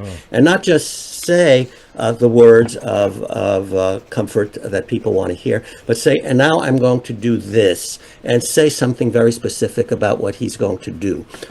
Both to the people who voted for him, I'm now going to turn my attention to this. And then for the people who did not vote for him and who opposed him, I'm now going to turn my attention to that for you as well. It's very hard to do that in a speech. I mean, you have to have rhetorical flourish, but you also have to indicate specific action that you will take starting tomorrow. Now, you don't have to accomplish it tomorrow, but you have to indicate my attention tomorrow will turn to this, and I will do and look into this matter and direct my various commissioners to look into this or that. Now, you don't have to be all that specific, but you have to indicate that you're not just going to speak about the issues that you care or about the issues that your opponents cared about, but you're actually going to turn your attention to that. And that's one of the things that the speech has to convey. And then, of course, you know, he's entitled to take the credit for the win and to smile and really revel in the party atmosphere and the adulation that he's going to get. But you need to sort of indicate, tomorrow I'm going to start doing this. You mentioned a topic that's really hot right now. You know, Jewish voters, a lot of people say that many who hold a particular position didn't vote for him. The question of what's happening in Israel with that situation is really polarizing in this city. Is that going to be really hard for him to get past? And again, we're not talking about opining on what should happen in that part of the Middle East, but just how that impacts his ability to govern as a Muslim who is leading a very, very diverse city. Right. Well, you need to be not just, you know, say a politically smart statement. You need to be embracing. You need to indicate, for instance, to the Jewish community that you care about them, that you care about the fact that they are Jews, that you respect their beliefs about God, but also you respect their beliefs about Israel. And you have to be clear that in this era of violence, you don't make excuses for violent rhetoric like globalize the Intifada. You have to be clear about those things. We've seen too many horrific attacks against Jewish people because the rhetoric is so hot and the rhetoric is so suggestive of violence. So you have to be clear. I don't approve of such a language. I will not use such language, and I will not support people who use such language because I want to be embracing. Now, I realize there are differences between what I think should be the proper solution in the Middle East from those others who believe there should be other solutions in the Middle East. But I embrace the Jewish community. I embrace all communities that did not vote for me, and I will never use language that demeans or that suggests in any way violence against anyone who did not support me. You have to be clear about that. And politicians, whether it's Mamdani or other politicians, have never been quite clear about that. There's always an exception or there's always a but. But we live in a very violent time, and it's about time that all politicians from the right, and certainly from the right, and from the left, and certainly from the left, say there is no place for such rhetoric. And you have to be explicit about not just condemning or criticizing people on the other side of the political spectrum, but you have to be very specific about criticizing and condemning people who are on your side of the political spectrum. And until that happens, I'm afraid that this climate will continue. And I feel very strongly about that, as you can tell, because most politicians only feel comfortable criticizing the other side, never their own side, which is one of the reasons that people are highly critical of politics today. Well said. When we look at some live images, we see people taking the stands to get ready to receive Mamdani and to hear his address. But we also saw former Mayor Bill de Blasio come out on stage, who is a supporter of Mamdani. When we look at how Mamdani has to differentiate himself from past mayors, and what he has to do sort of differently to show a different level of success, what do you think he has to do as a young man in a new era with such overwhelming support from young people? Because in theory, de Blasio had extraordinary support as well. But what does he have to do? What advice, or rather lessons, should he be taking from past administrations? Well, again, it's all about accomplishments. And so, young people are no different than other voters. They have aspirations, they have needs, and they want to see those needs fulfilled politically. And so he has to deliver. It's all about delivering. Every politician, every executive starts off with a certain honeymoon period. That's normal. The winner won because he met the aspirations of a majority of the people.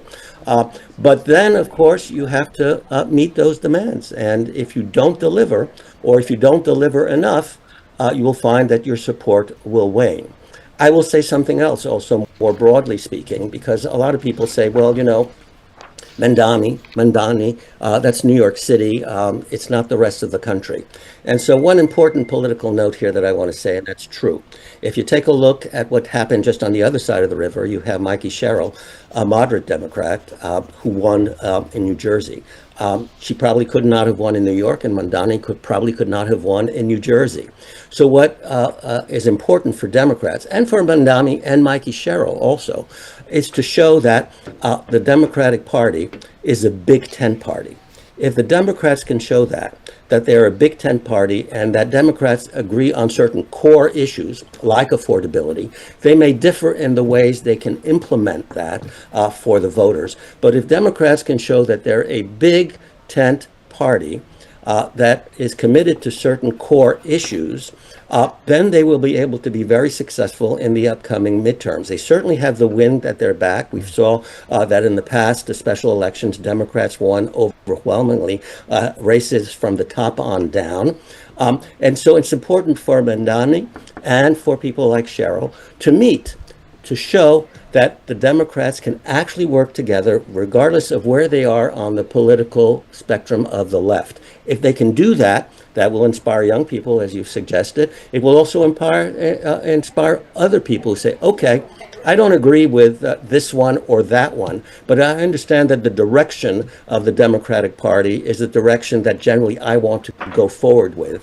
And then they can be successful. So it's not just a matter of winning your supporters right now, but you got to broaden the support, and one of the ways you can do that is to show that you can work with other Democrats. So for Mamdani, he has to show that he can work with Governor Hochul, who's not a far-left Democrat. He has to show that he can deal with her, and of course she has to show that she can deal with him and demonstrate that there are core issues they agree on.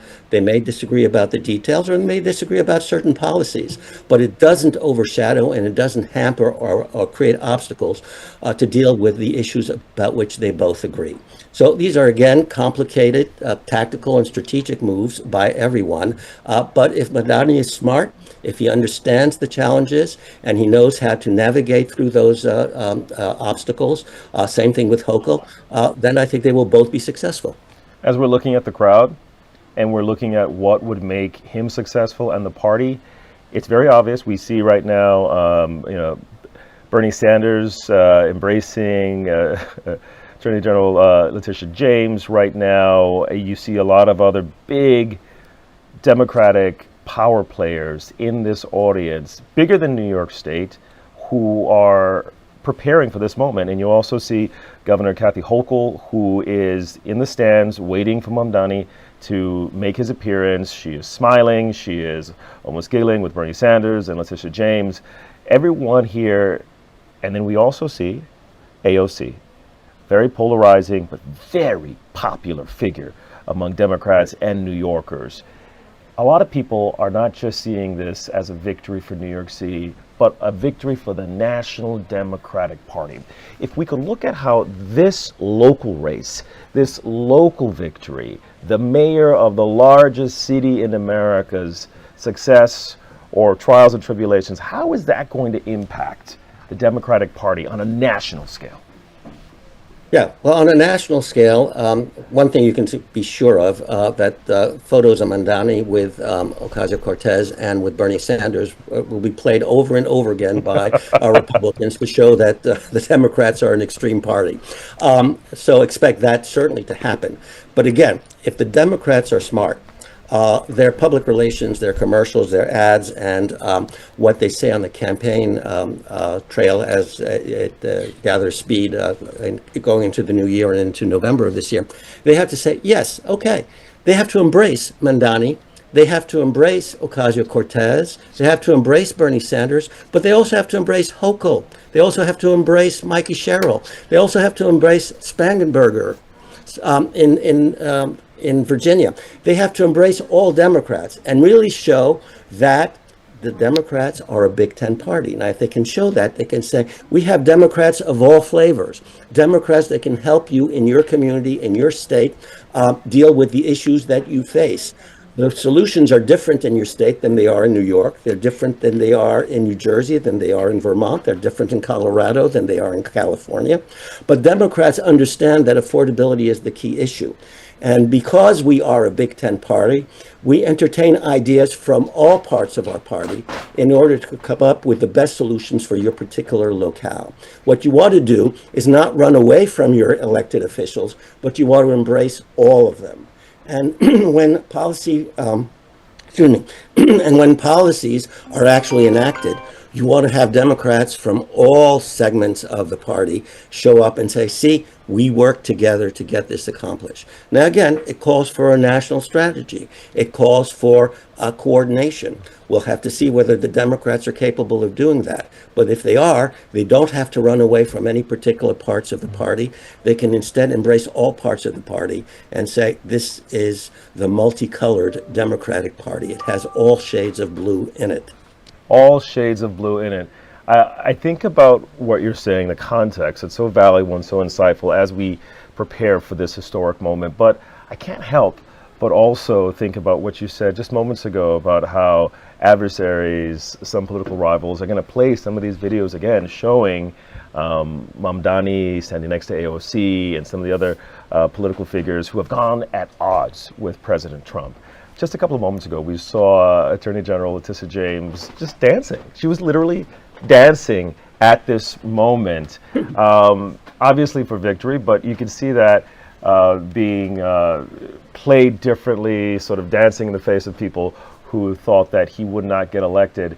When we look at these moments, these visual moments where the cameras are rolling, it's not just local media, global media is watching to see how you act in this moment. You can see AOC putting up this peace symbol right now. You see Bernie Sanders sort of, with his hands behind his back, and Letitia James also waving. This is a moment where they're trying to send a message. What do you think the message of these players are who are in Mamdani's orbit? What's the message they're trying to get out? Because this is a moment for them too, to be seen. Well, I think their message is, look, this can be done. We won. We won in the most multicultural city of the United States. And look, this can be done. And because this can be done, they're exhilarated, they're happy, they're showing the human emotions that anybody who has achieved a success after difficult odds, the way they feel. All politicians are human, and one of the wonderful things about covering an event like this, or any event live, is you can see the actual emotions in people's faces. You get a sense of how they feel on the inside. And victory feels great. And there's no denying that, and they're exhilarated. And so that's very important. But this being a political moment, you also have to be conscious of how it's going to be perceived to the outside world, which includes both your supporters and, of course, your opponents. So that's why I think it's very important to embrace the moment, the victory, but also to embrace the fact that you're you're going to have to deal with the negative pictures that will be developed by your opponents from this moment. So that's why I say you should always try to be alert as to how you can turn any negative description of your exhilarating moment, how you can turn that negative description into a positive one. And so there are many examples of this. One of the most interesting examples, of course, involves art, the paintings. You know, people who did not like the Impressionist paintings coined the word Impressionist to suggest it wasn't an art form, it was just an impression. Well, the Impressionists turned that around and said, we're Impressionists. And so what you want to do is you want to be able to turn any negative image that you have into something positive. And whatever negative descriptions are given to you, turn that, spin that into a way that is positive so that you can continue to advance your political agenda. Not an easy thing to do. I'm not suggesting it's easy, but that's why being a politician and being adept at politics is not an amateurish endeavor. It's really a very professional endeavor. And so looking at a moment like this where, you know, you just see the emotions of the moment, you have to be conscious of how difficult it is to connect and convey those emotions and turn them into positive political realities. Many people think it's easy to get elected. I don't think so. It's even harder to govern. A couple of moments ago, we were focused on Alexandria Ocasio-Cortez, AOC. Our cameras were focused on her. She's there. She's prominent. There are a lot of people who make comparisons to Mamdani and AOC, specifically in the sense that both she and he apparently came out of nowhere with such an incredible social media push. She's speaking directly to voters. He spoke directly to voters. She has years now under her belt where she's governed with the same channels of communications that got her elected. When we look at Mamdani, how do you think he's going to use that campaign infrastructure that he has developed to get him to this point to help him govern? Yeah, well, you know, when Ocasio-Cortez first got elected, she was very loud, very antagonistic, but then she learned to work inside the system and to moderate her rhetoric and to use whatever power she had to promote the agenda. So Mamdani has to adopt the same kind of tactic, I think, become more embracing, understand, again, who holds the power that might pose obstacles to him, embrace them, and start to work within the system. Now, you still have to appeal to your voters who expect change, but you have to make it clear to them that you're working within the system because you have to work within the system. You can't really tear down the system. Once you do that, you're going to create greater opposition among those who believe in the system. And of course, you're setting yourself up for defeat. The system is very complex. So you have to work within it and push it to where you want it to go. I think Ocasio-Cortez understood that. She moderated her rhetoric. She chose to work within the system. She's gotten support from many people within the system to achieve the things that she wants to achieve. Can't achieve everything. Not everybody agrees with everything she wants to do, but enough people have agreed to have her be part of the system and to work with her so that she's achieved a considerable amount of success. Same thing for Mamdani. Same thing for Mamdani.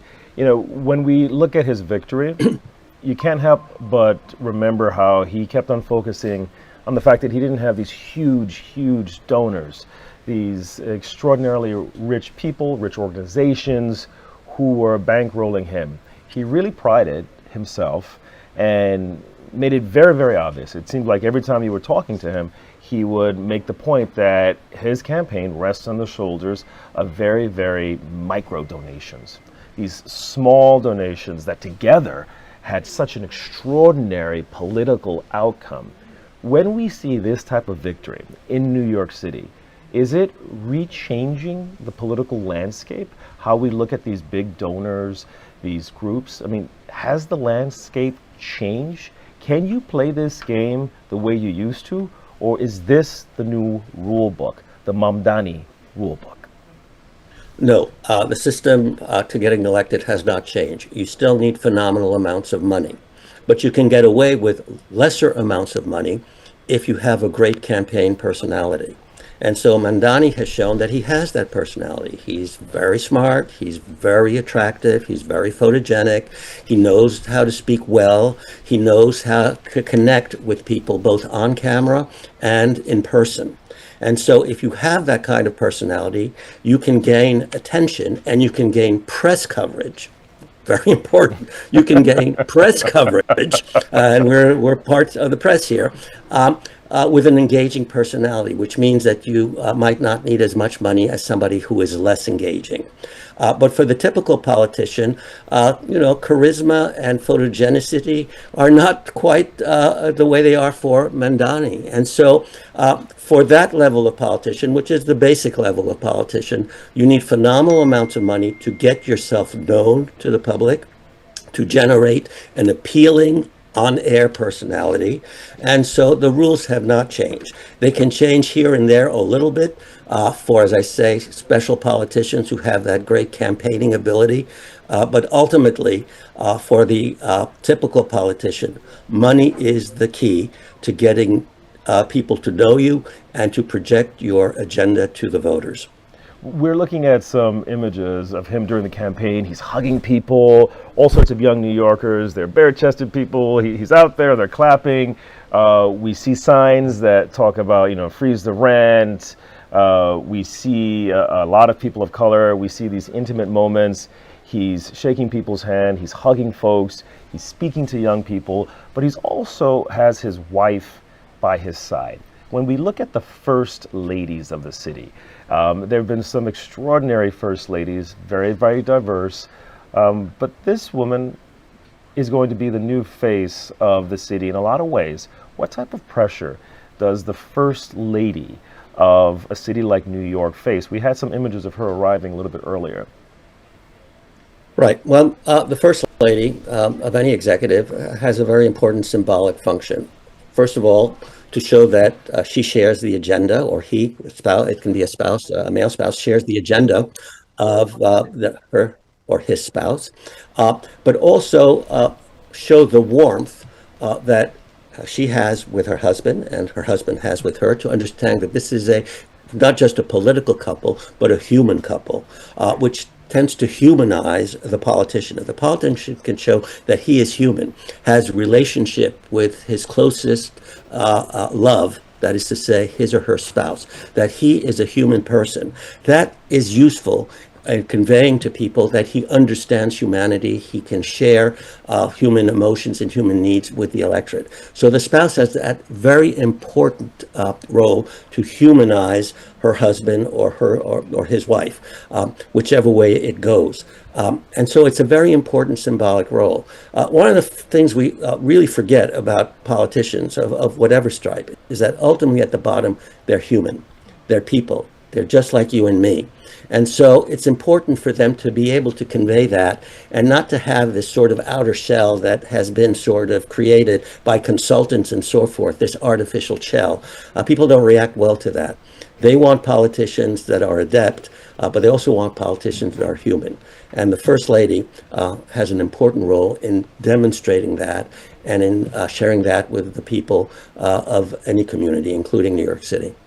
We just saw Jumaane Williams walk down with his family. Oh, I think it's about to start. I think we're going to see Mayor Zohran Mamdani walk down. Let's go straight to this moment.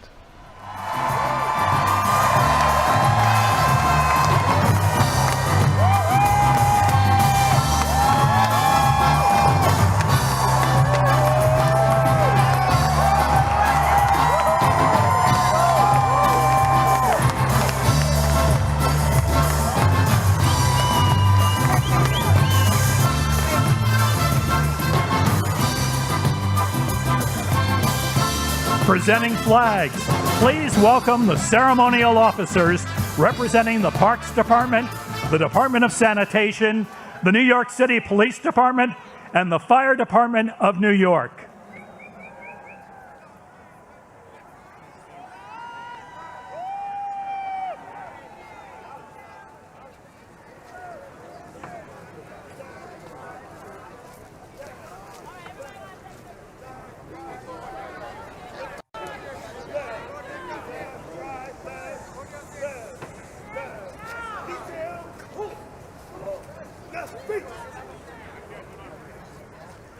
Please welcome to the stage Javier Munoz as we rise for the national anthem.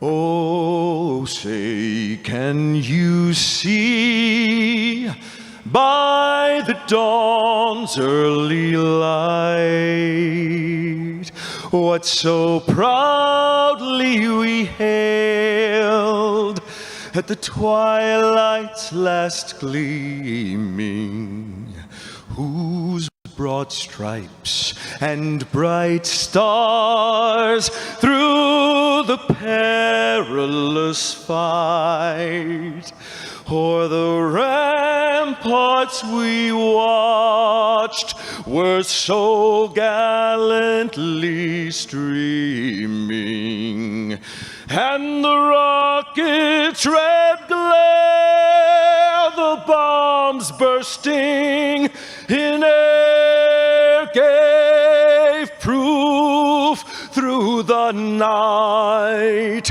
that our flag was still there. Oh, say, does that star-spangled banner yet wave o'er the land of the free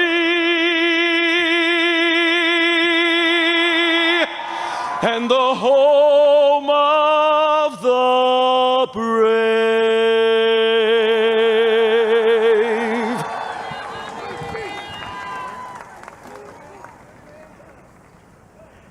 To deliver a welcome message, introducing Representative Alexandria Ocasio-Cortez.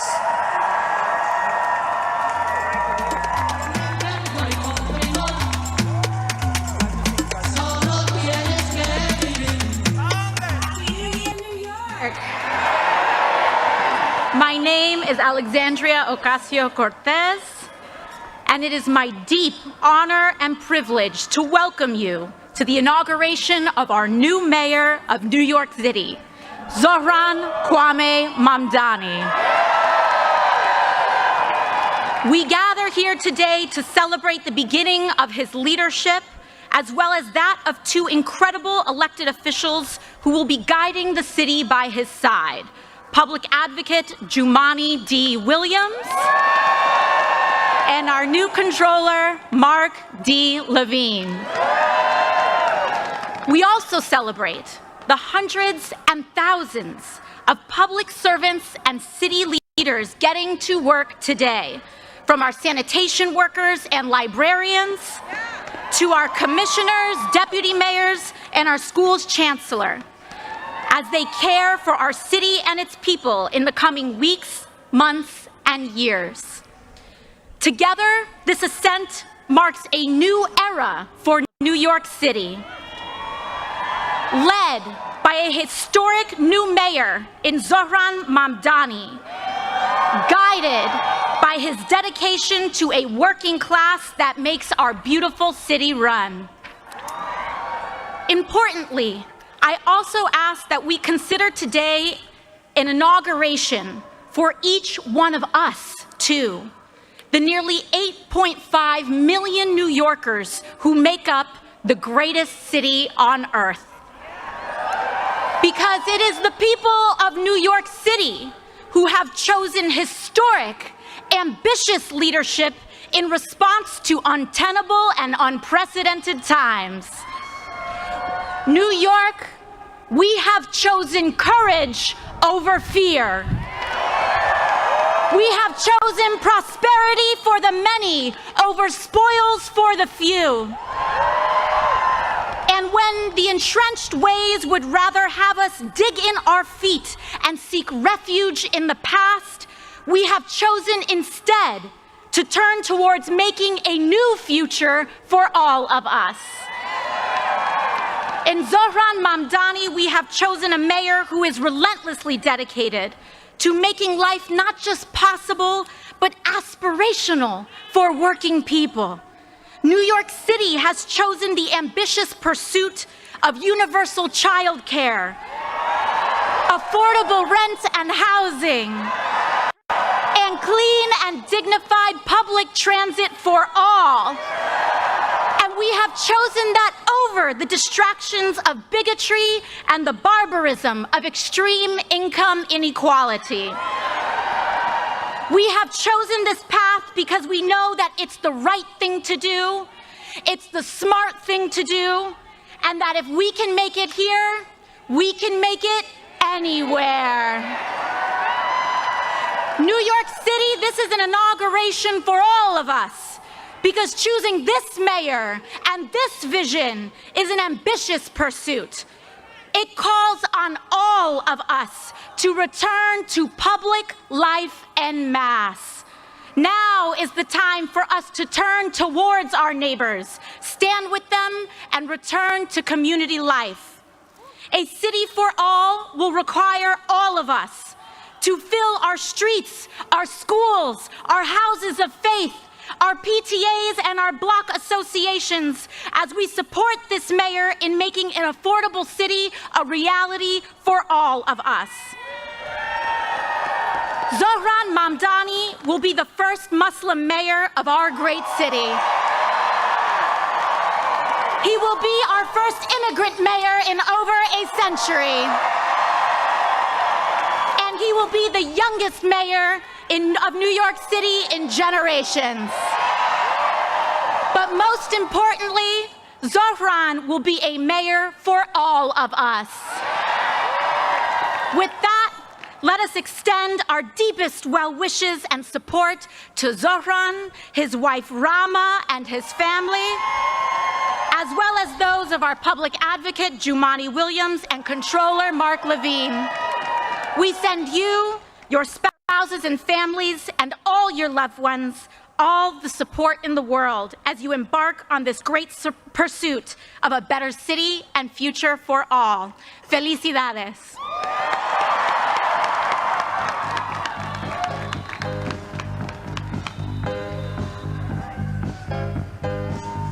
From the Islamic Center of New York City, please welcome Imam Khalid Latif, joined on stage by representatives from New York City's many faith communities, Rabbi Ellen Lipman, Pastor Andrew Wilkes, Reverend Stephen Green, Elder Jeffrey Sigler, Achuria Arun Gosai, and Sardip Tandit Kaur.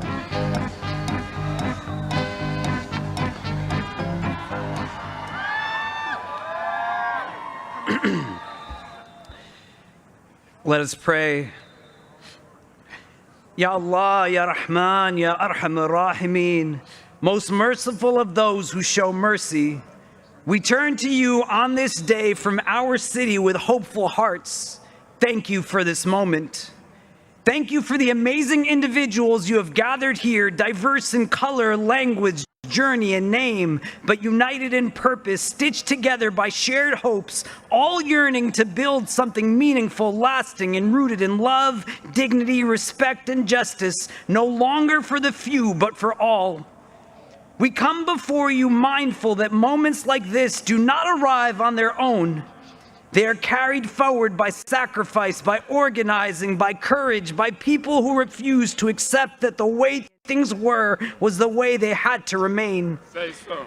We come knowing that this day stands on the shoulders of so many who were told to wait their turn, to quiet their demands, to lower their expectations, but instead chose to believe that another New York was possible. We recognize that belief is not abstract.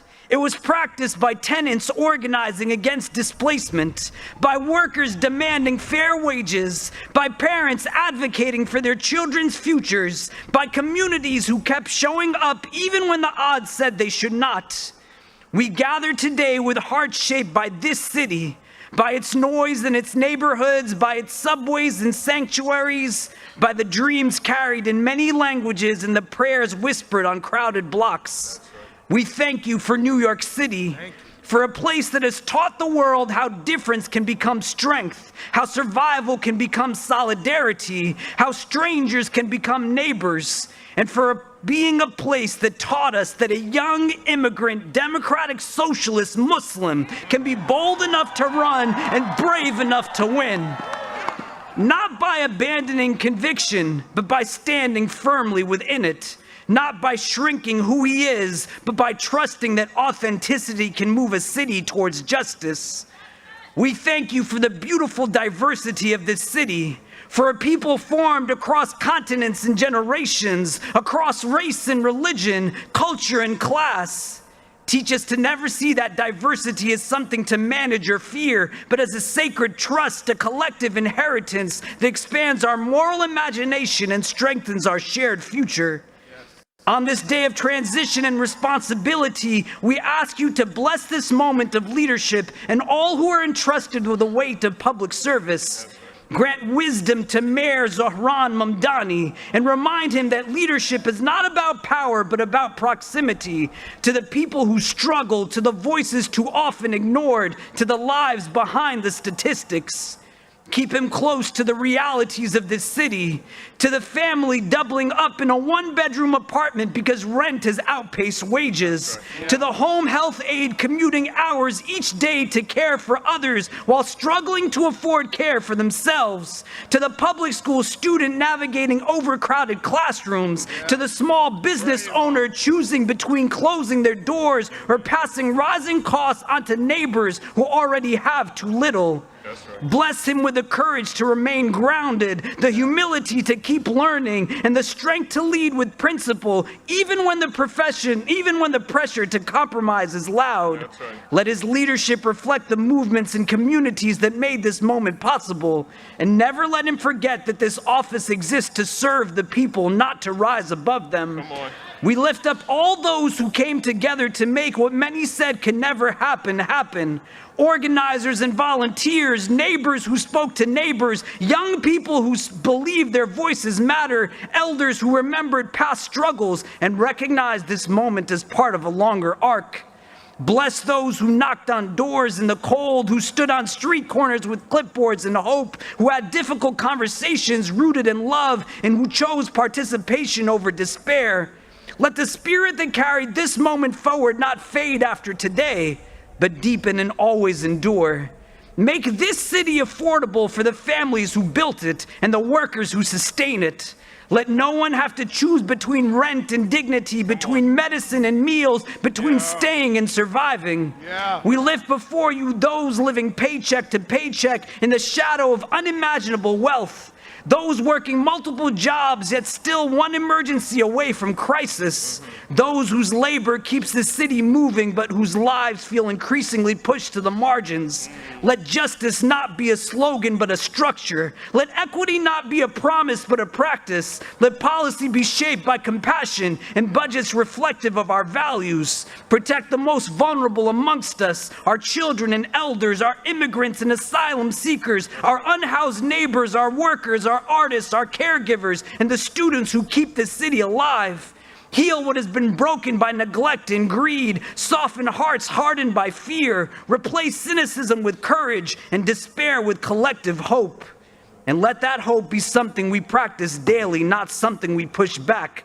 Let it live in our policies, our streets, our schools, and our systems. Teach us that hope is not passive. It is built through accountability, through care, and through a refusal to abandon one another. Remind all New Yorkers, those born here and those who arrived yesterday, that the city belongs to all of us and that our liberation is bound together. Help us show up for one another, not just in moments of crisis, but in the long, patient work of care. Teach us that the city we pray for is the city we must also build.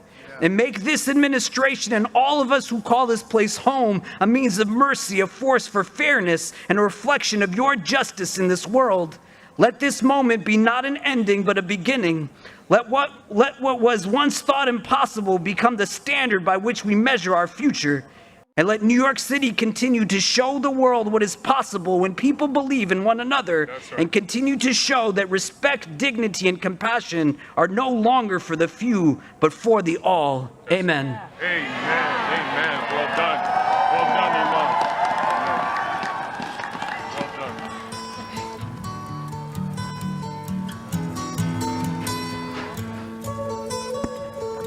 Please welcome Mandy Patinkin, accompanied by the 5th grade members of Staten Island's PS 22 Chorus, directed by Greg Breinberg and accompanied by Adam Ben David. It's alright. Darling, it's been a long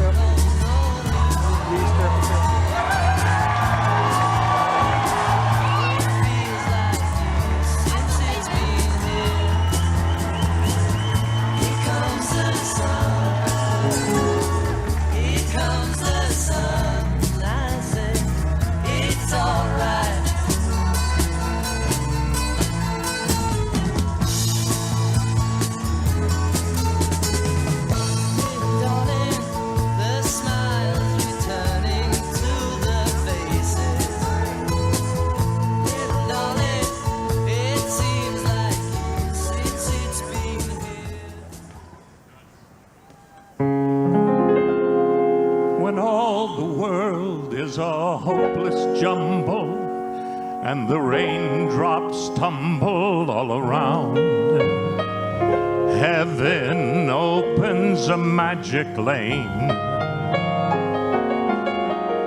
When all the clouds darken up the skyway, there's a rainbow, a highway to be found, leading from your window pane to a place behind the sun, just a step beyond the rain. Somewhere over the rainbow, way up high, there's a land that I heard of once in a lullaby. Somewhere over the rainbow, skies are blue, and the dreams that you dare to dream really do come true. Someday I'll wish upon a star, wake up where the clouds are far behind me, where troubles melt like lemon drops away above the chimney tops. That's where you'll find me, somewhere over the rainbow. Bluebirds fly, birds fly over the rainbow. Why then, oh why can't I? If happy little bluebirds fly beyond the rainbow, why, oh why can't we?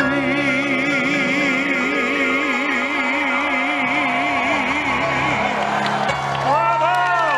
Bravo! Say hello! Say hello! Hello! Beautiful, beautiful. 1980s, come lit still I drop lazy. None of that maybe. Energy, energy, energy. To administer the oath of office for Comptroller Mark Levine, welcome Attorney General Letitia James.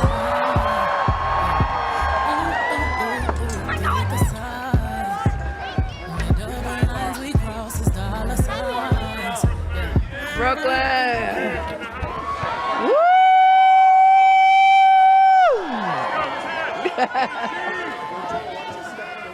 Is Brooklyn in the house?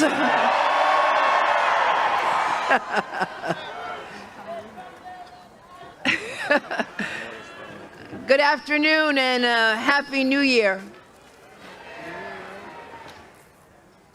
I am so proud to be here today to usher in a new day for New York City. And today it is my honor and my privilege to swear in someone who has been a champion for tenants, a fearless fighter for working people in every corner of our city, my friend and the next controller of New York City, Mark Levine. It is truly my honor and my privilege to administer his oath of office. Controller-elect Levine, please raise your right hand and repeat after me. I, Mark Levine, do solemnly swear that I will support the Constitution of the United States, the Constitution of the United States, the Constitution of the State of New York, the Constitution of the State of New York, and I will faithfully discharge the duties of the Controller of the City of New York according to the best of my ability. Congratulations, Mr. Controller.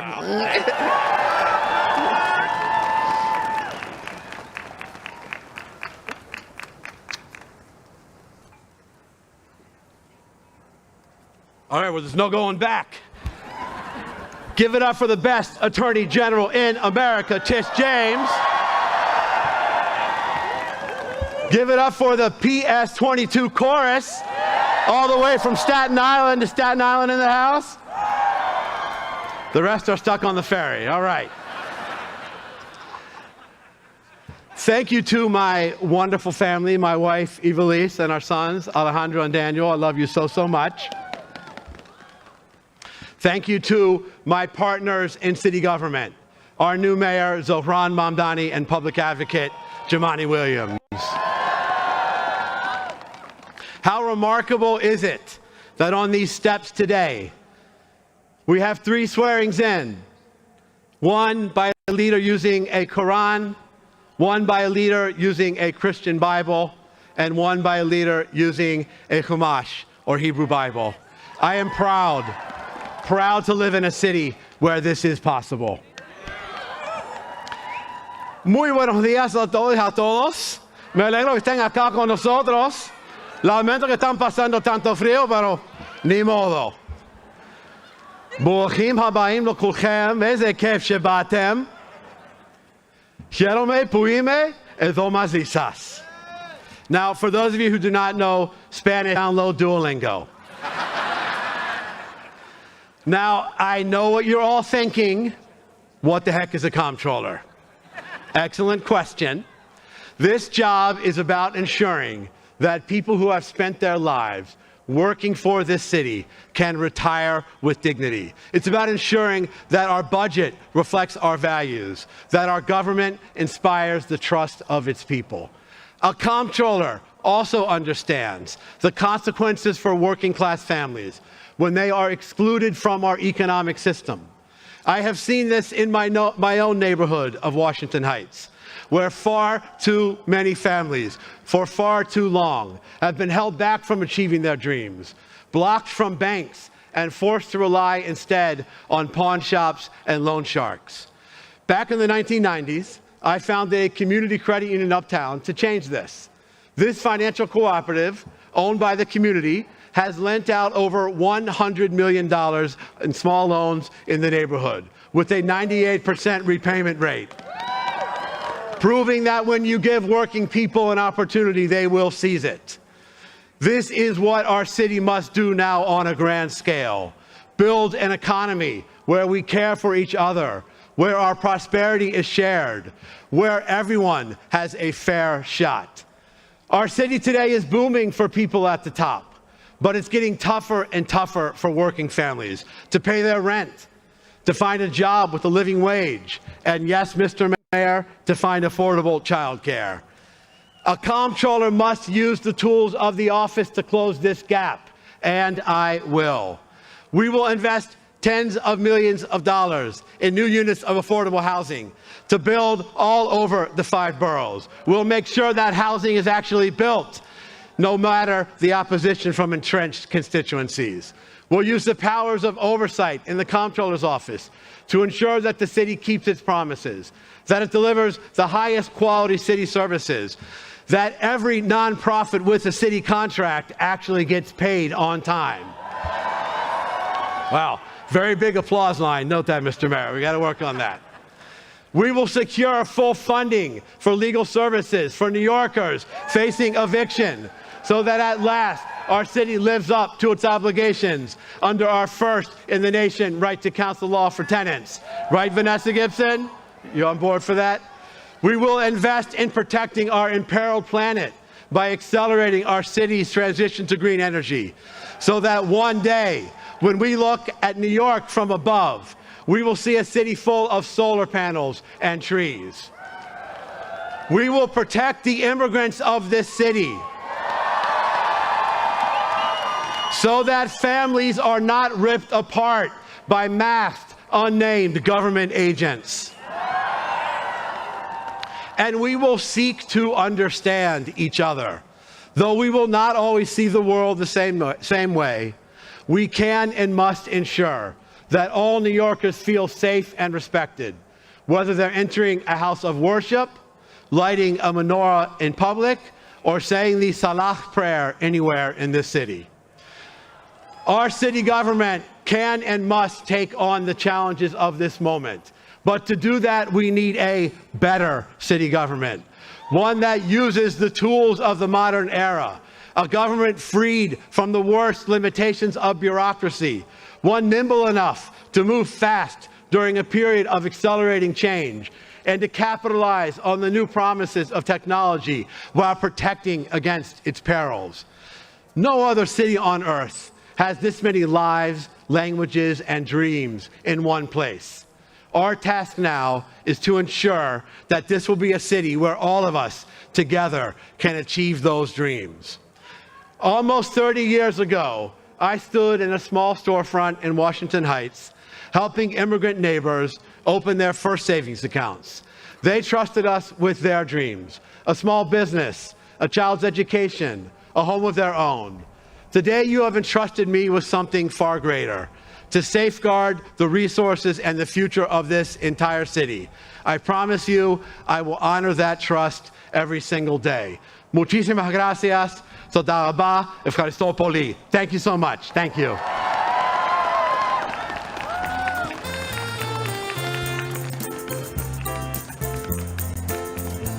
To recite his original poem, Proof, please welcome Cornelius Eady.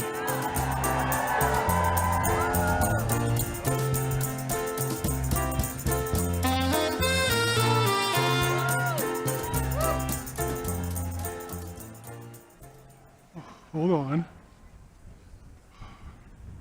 Well, first of all, I want to thank the mayor. I want to thank the mayor and his staff for inviting me, for the honor of inviting me here to read this poem.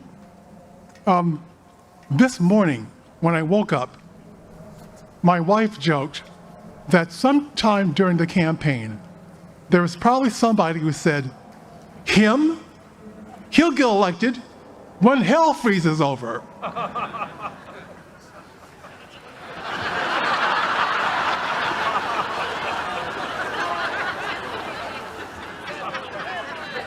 So here we are. And I really want to really just thank the biggest, greatest gift I think I've ever had was to be in the Blue Room this morning after doing sound check, because the energy and the recognition and the joy of this moment was incredible. I mean, this is it, isn't it?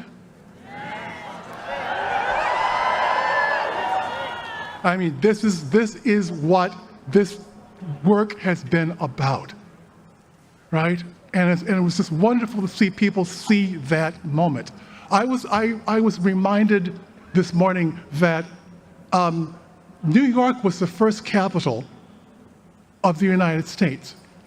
And it seems to me that this might be another kind of new beginning for a certain kind of energy that might be starts here and goes out across the country, the rest of the nation. So, though this is a New York poem, a New York-based poem, I'd like to dedicate this poem. I just retired. I'd like to dedicate this poem to my trans, queer, foreign students of color at the University of Tennessee, Knoxville. So they can see this is possible. The poem is called Proof.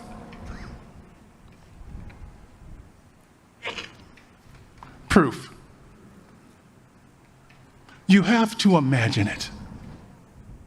Who said you were too dark, too large, too queer, too loud? Who said you were too poor, too strange, too fat? You have to imagine it. Who said you must keep quiet? Who heard your story, then rolled their eyes? Who tried to change your name to invisible? You've got to imagine. Who heard your name and refused to pronounce it? Who checked their watch and said, "Not now"? James Baldwin wrote, "The place in which I'll fit will not exist until I make it." New York, city of invention, roiling town, refresher and renewer. New York, city of the real, where the canyons whisper in 100 tongues. New York, where your lucky self waits for your arrival, where there is always soil for your root. This is our time. The taste of us, the spice of us, the hollers and the rhythms and the beats of us, in the echo of our ancestors who made certain we know who we are. City of insistence, city of resistance. You have to imagine an army that wins without firing a bullet, a joy that wears down the rock of no. Up from insults, up from blocked doors, up from trick bags, up from fear, up from shame, up from the way it was done before.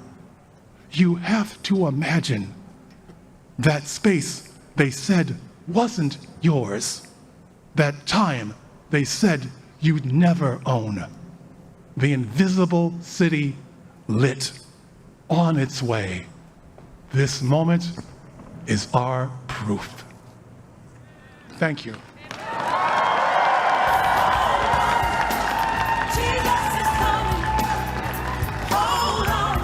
To administer the oath of office to Public Advocate Jumanji Williams, welcome 3 New Yorkers who have been impacted by immigration enforcement in New York City.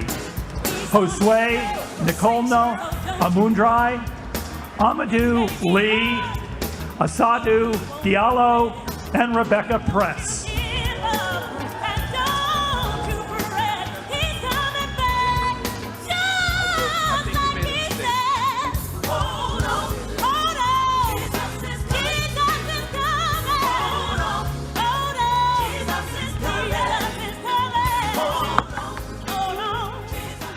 Show me what community looks like. Show me what community looks like. Good afternoon, ladies and gentlemen. My name is Amadou Lee, and I'm a Senegalese American, a proud New Yorker, and I am honored to be a naturalized American citizen. I came into this country in 2001 as a teenager. I was undocumented, with no one and nowhere to turn. Yet, I felt at home. As I walk through the city, the bright light seems to whisper in my ear, telling me, dream, Amadou, dream. You too, you belong here. But being undocumented meant living in fear. It meant being vulnerable. It meant facing deportation. However, after my life story made the front page of the New York Times, something extraordinary happened. People showed up, blue-collar workers, teachers, celebrities, even presidents. They too said that I belong here too. Because of them, I was allowed to stay here. Because of them, I was allowed to study. I was allowed to build a life. But every day, thousands of New Yorkers face the fear I once did without the spotlight. They fear being abducted, detained, and disappeared. With me today is Miss Aissatou Diallo and Mr. Perez. Miss Diallo has lived in the United States for over 20 years. This past Thanksgiving, she was abducted by ICE at LaGuardia Airport. She was shackled and detained. After decades of building a life here, her freedom was suddenly stripped away. Mr. Perez and his family fled Venezuela in search of safety to New York City. He and his partner and their 3 beautiful children were summoned to 26 Federal Plaza just before Christmas. Just before Christmas. Not knowing whether they would walk out together as a family. And standing beside each one, as he stood beside many New Yorkers, was public advocate Jumaane D. Williams. He used his position, he used his voice and his power, not for himself, but to defend people that are under attack, to speak to those whose voices are too often ignored. And because of that solidarity, because that leadership showed up, because the neighbors showed up, Miss Diallo and the Perez family can be here today with us. I would like to thank everyone who continued to stand with immigrant families in the face of fear and intimidation, and everyone who refused to look away. We are the proof that it matters. And we are reminded that advocacy can truly change lives. Because of the courage and compassion of New Yorkers, we stand here today at City Hall, ladies and gentlemen. Ladies and gentlemen, we are proud to swear in the people's voice, the people's champion, our public advocate, Mr. Jumaane D. Williams. Ladies and gentlemen, give it up for him.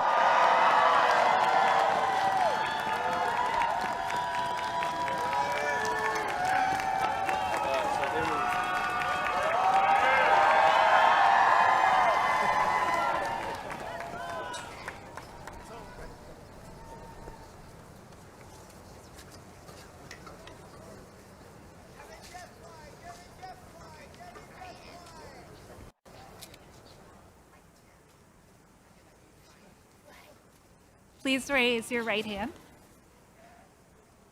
I, Jumaane D. Williams, I, Jemani D. Williams, do solemnly affirm do solemnly affirm that I will support the Constitution of the United States that I will support the Constitution of the United States, and the Constitution of the State of New York, the Constitution of the State of New York, and that I will faithfully discharge the duties that I will faithfully discharge the duties of the Office of Public Advocate for the City of New York, of the Office of Public Advocate for the City of New York, according to the best of my abilities. according to the best of my ability. Congratulations.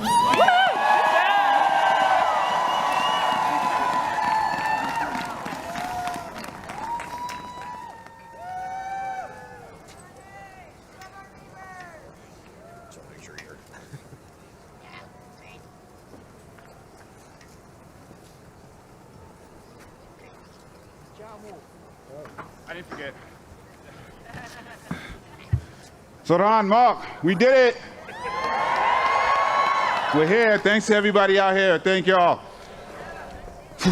Peace and blessing, love and light as we begin a new term, a new era for New York City. Thank you, everyone. I want to thank Amadou and these inspiring family for being here at this ceremony in New York.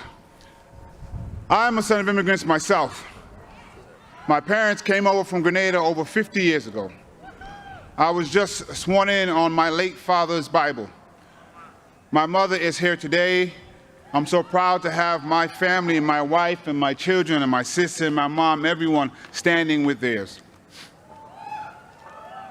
Their stories perfectly capture this moment for the city. The challenges we face, the hardships we endure, and the hope that persists. Those realities are often in tension because this is a time and a place of contradictions. One where even as the federal government drives us to despair, local leadership can invite inspiration. When this celebration at City Hall is only blocks from tribulation at Federal Plaza. When the relief that these families are still united comes as so many are being separated. And this sense of contradiction carries across the 5 boroughs. This is a city of enormous wealth and enduring poverty, of the greed of some and the generosity of many, of darkness and of light. And I've seen the darkness, of course, yet I look out on New York today and I see so much light.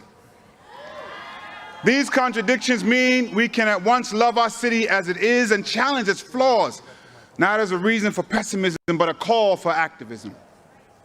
As public advocate, I've tried to be an activist elected official, someone who pushes back. Now I see the chance to push forward.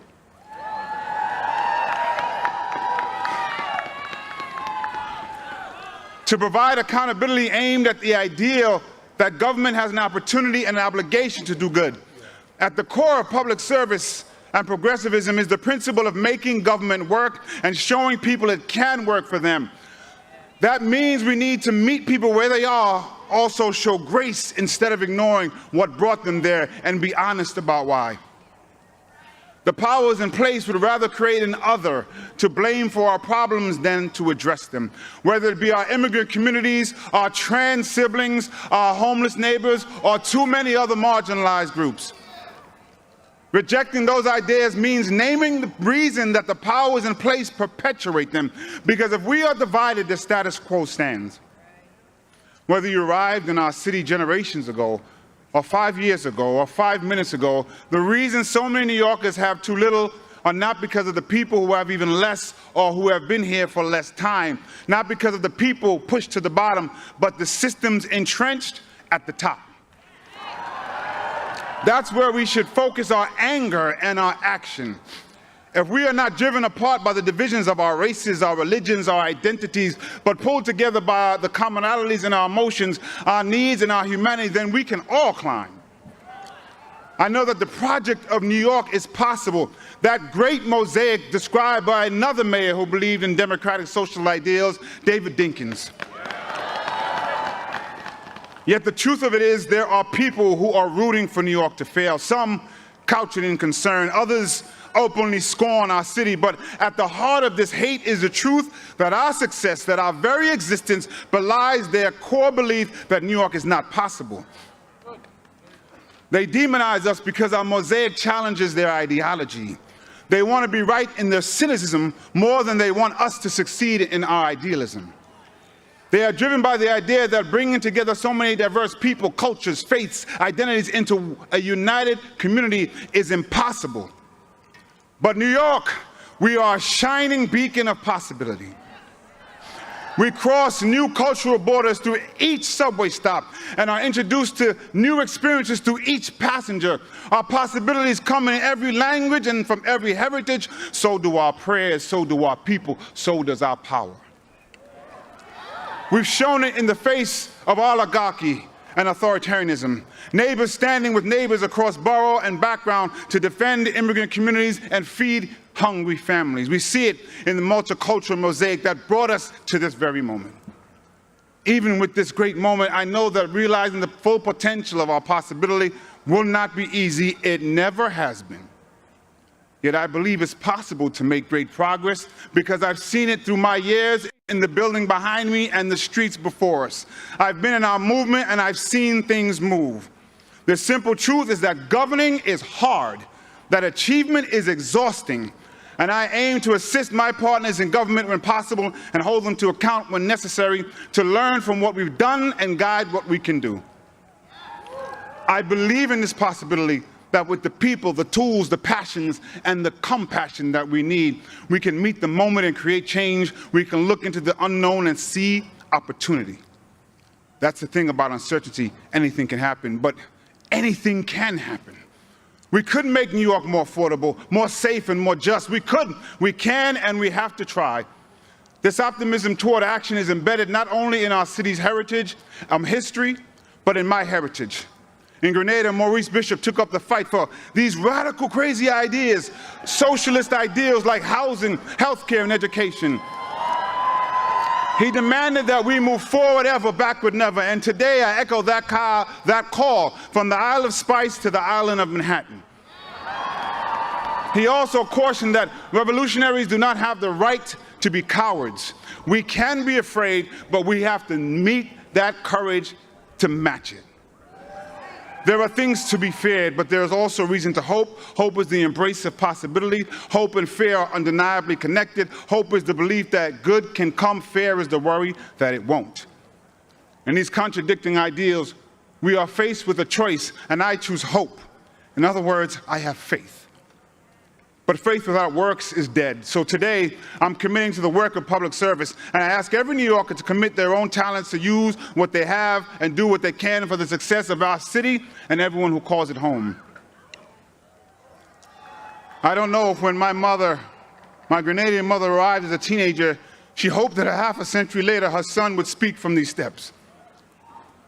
But she could have, because here in New York City, we choose to celebrate possibility and work to make reality. I wish I could go back and tell my younger self that.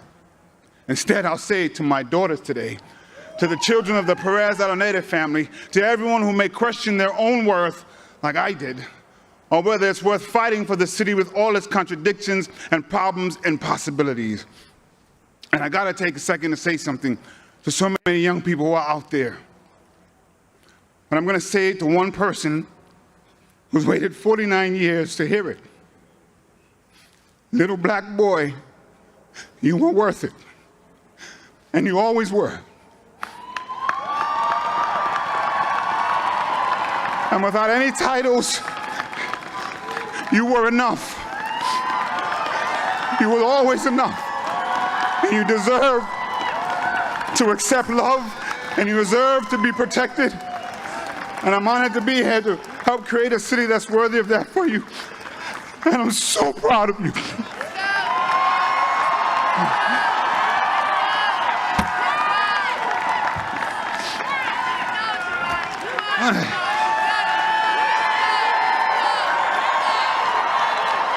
So just hold on, we're gonna be all right. We're gonna be all right.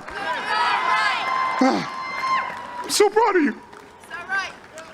Let's go. We're gonna be all right.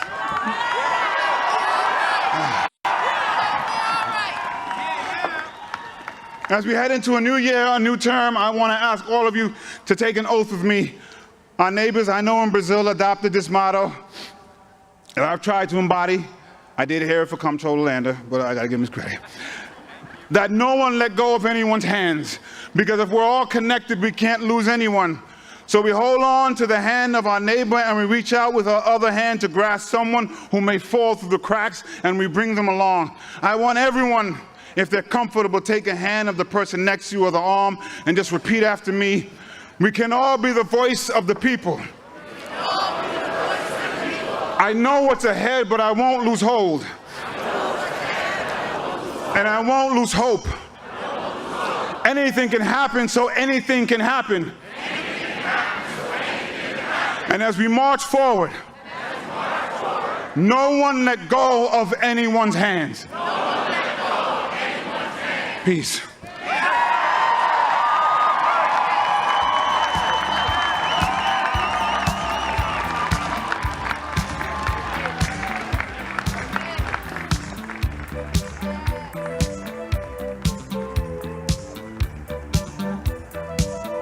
To perform the labor anthem, Bread and Roses, please welcome to the stage Lucy Dacus.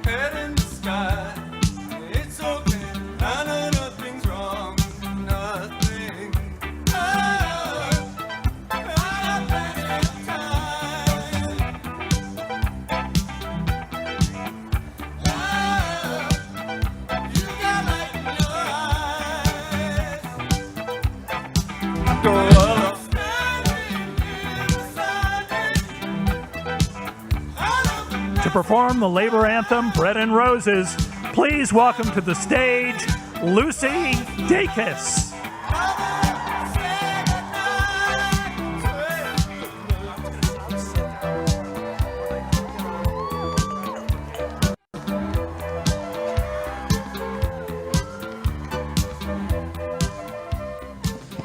Hello, New York.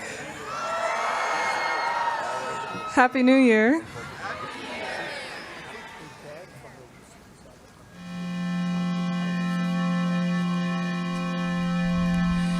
As we go marching, marching in the beauty of the day, a million darkened kitchens, 1,000 mill-lofts gray, are touched with all the radiance that a sudden sun discloses. For the people hear us singing, bread and roses, bread and roses.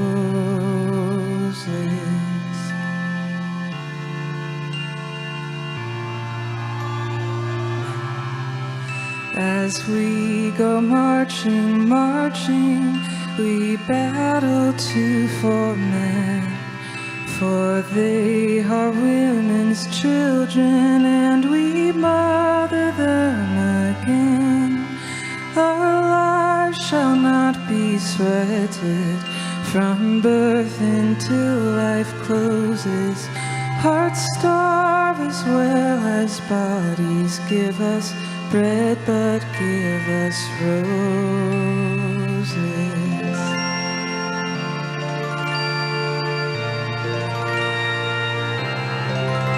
As we go marching, marching, unnumbered women dead go crying through our singing their ancient call for bread.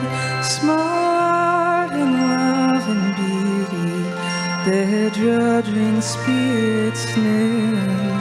Yes, it is bread we fight for, but we fight for roses too.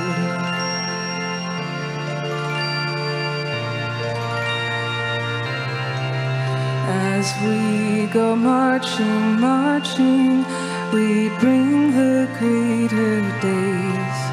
The rising of the women means the rising of the race. No more the drudge and idler tend that toil where one reposes, but a sharing of life's glories, bread and roses, bread and roses.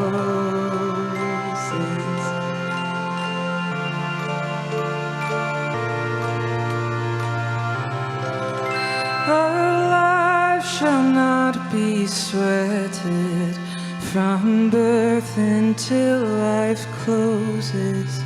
Hearts starve as well as bodies, bread and roses, bread and roses.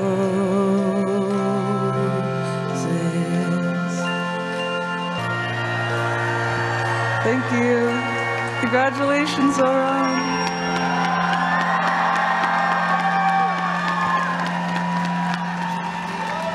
Come gather round, people, wherever you roam, and admit that the waters around you have grown, and accept it that soon you'll be drenched to the bone.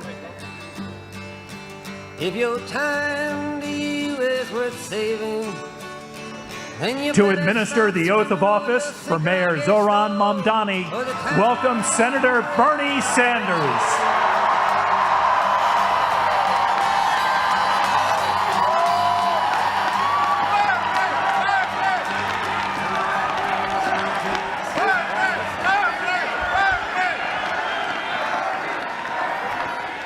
Thank you. Mr. Mayor, thank you very much for inviting me to what has been an extraordinarily moving and beautiful afternoon. And I'm here mostly to thank the people of New York City.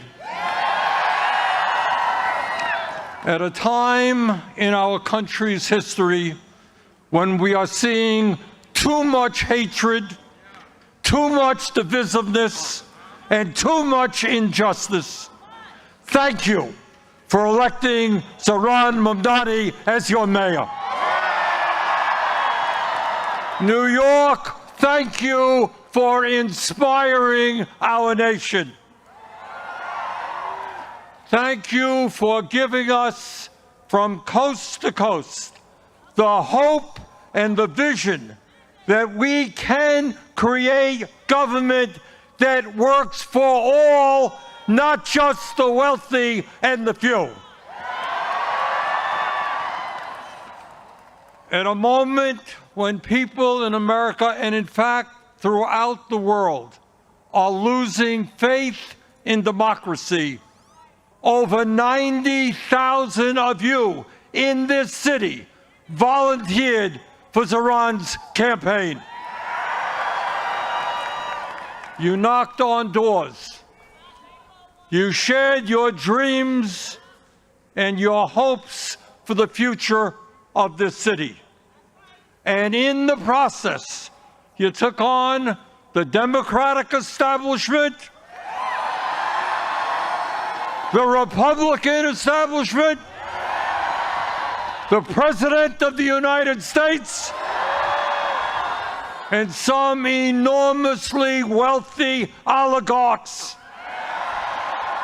And you defeated them in the biggest political upset in modern American history.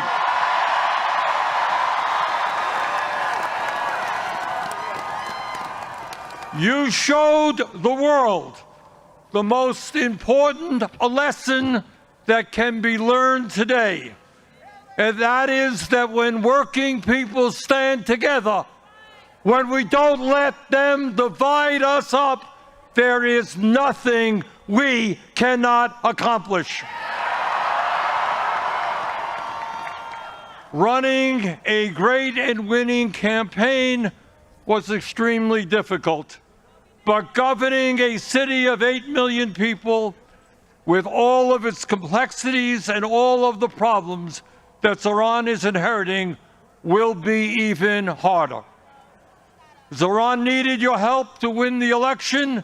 Now he will need your help to govern. Grassroots democracy and people participating in the day-to-day struggles of this city will lead to good governance. Please remain involved. You know, all of us have heard how Zohran's opponents have called the agenda that he campaigned on radical, communistic, and absolutely unachievable. Really?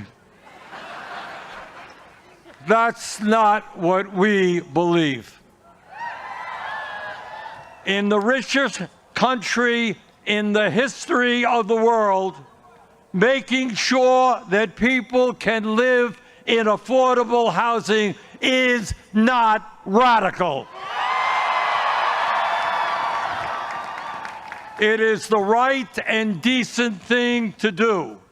And in the midst of a massive housing crisis, it is exactly what the people of this city and this country want and need.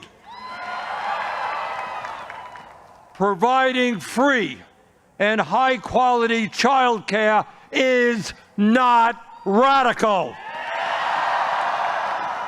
Countries all over the world have done it for years. It is what our kids require if they're going to be well prepared for school and what working parents desperately need. It is, in fact, what every city in America should be doing. Free bus transportation is not radical. It will save workers time and money, protect our environment, and make the city more efficient. And making sure that every family in the city, regardless of income, has access to decent, quality food at an affordable cost is not radical. Good nutrition keeps us healthy, helps prevent chronic illnesses. In the long run, city-sponsored grocery stores will save society money. Lastly, and maybe most importantly, demanding that the wealthy and large corporations start paying their fair share of taxes.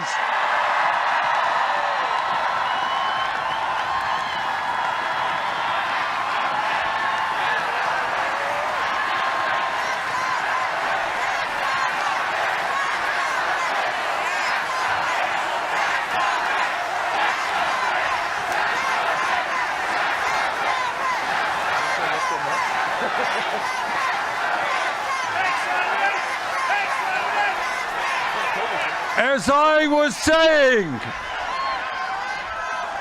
demanding that the wealthy and large corporations start paying their fair share of taxes is not radical. It is exactly the right thing to do. Today, while over 60% of our people in New York, people in Vermont, people all over this country are living paycheck to paycheck, we have more income and wealth inequality than we have ever had. While tens of millions struggle to put food on the table, pay for health care, pay for housing, the top 1% have never, ever had it so good. And yet, there are billionaires and large corporations that pay almost nothing in taxes That has got to end. That will end. The billionaire class in this city and in this country have got to understand that in America, they cannot have it all. That America, our great country, must belong to all of us, not just a few. And that lesson begins today in New York City. Let me thank you all for the hope and inspiration that you are giving people all over this country. And now it is my honor to swear in your new mayor.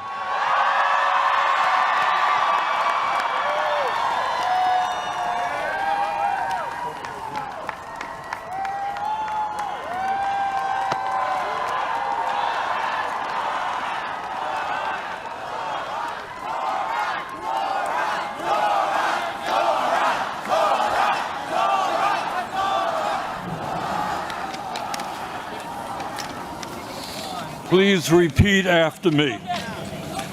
I, Zohran Mamdani, I, Zohran Mamdani, do solemnly swear that I will support the Constitution of the United States, that I will support the Constitution of the United States, the Constitution of the State of New York, the Constitution of the State of New York, and the Charter of the City of New York, and the Charter of the City of New York, and that I will faithfully discharge the duties and that I will faithfully discharge the duties of the office of the Mayor of the City of New York, of the office of the Mayor of the City of New York, according to the best of my ability. according to the best of my ability. So help me God. So help me God.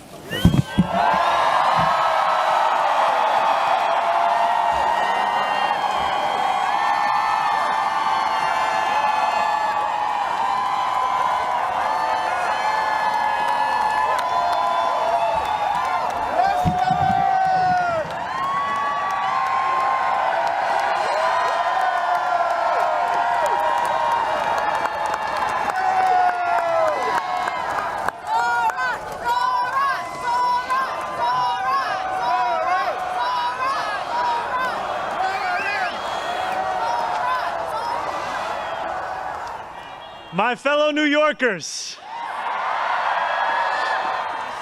today begins a new era.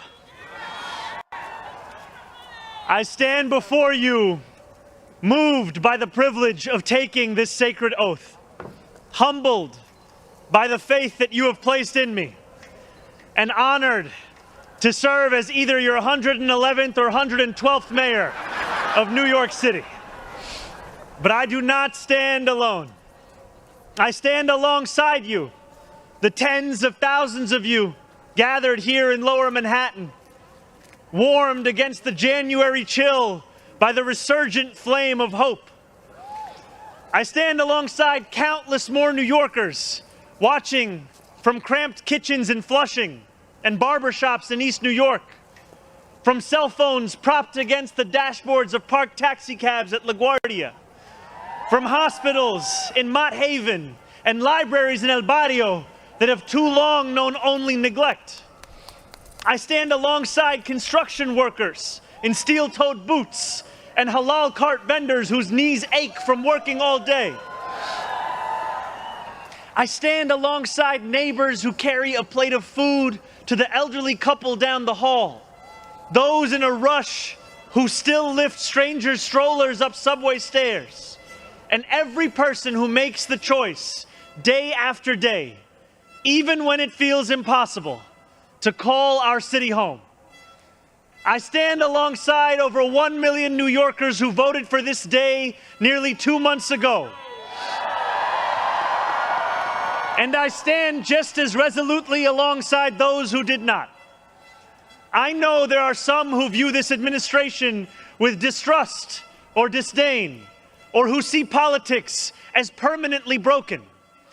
And while only action can change minds, I promise you this: if you are a New Yorker, I am your mayor. Regardless of whether we agree, I will protect you, celebrate with you, mourn alongside you, and never, not for a second, hide from you. I thank the labor and movement leaders here today, the activists and the elected officials who will return to fighting for New Yorkers the second this ceremony concludes, and the performers who have gifted us with their talent. Thank you to Governor Hochul. Thank you as well to Mayor Adams. Dorothy's son, a son of Brownsville who rose from washing dishes to the highest position in our city, for being here as well. He and I have had our share of disagreements, but I will always be touched that he chose me as the mayoral candidate that he would most want to be trapped with on an elevator. Thank you to the two titans who, as an assembly member, I've had the privilege of being represented by in Congress, Nidia Velázquez and our incredible opening speaker, Alexandria Ocasio-Cortez. You have paved the way for this moment. Thank you to the man whose leadership I seek most to emulate, who I am so grateful to be sworn in by today, Senator Bernie Sanders.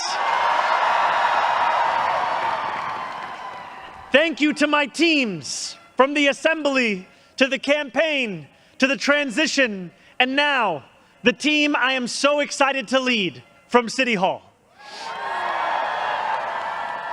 Thank you to my parents, Mama and Baba, for raising me, for teaching me how to be in this world, and for having brought me to this city. Thank you to my family, from Kampala to Delhi. And thank you to my wife, Rama.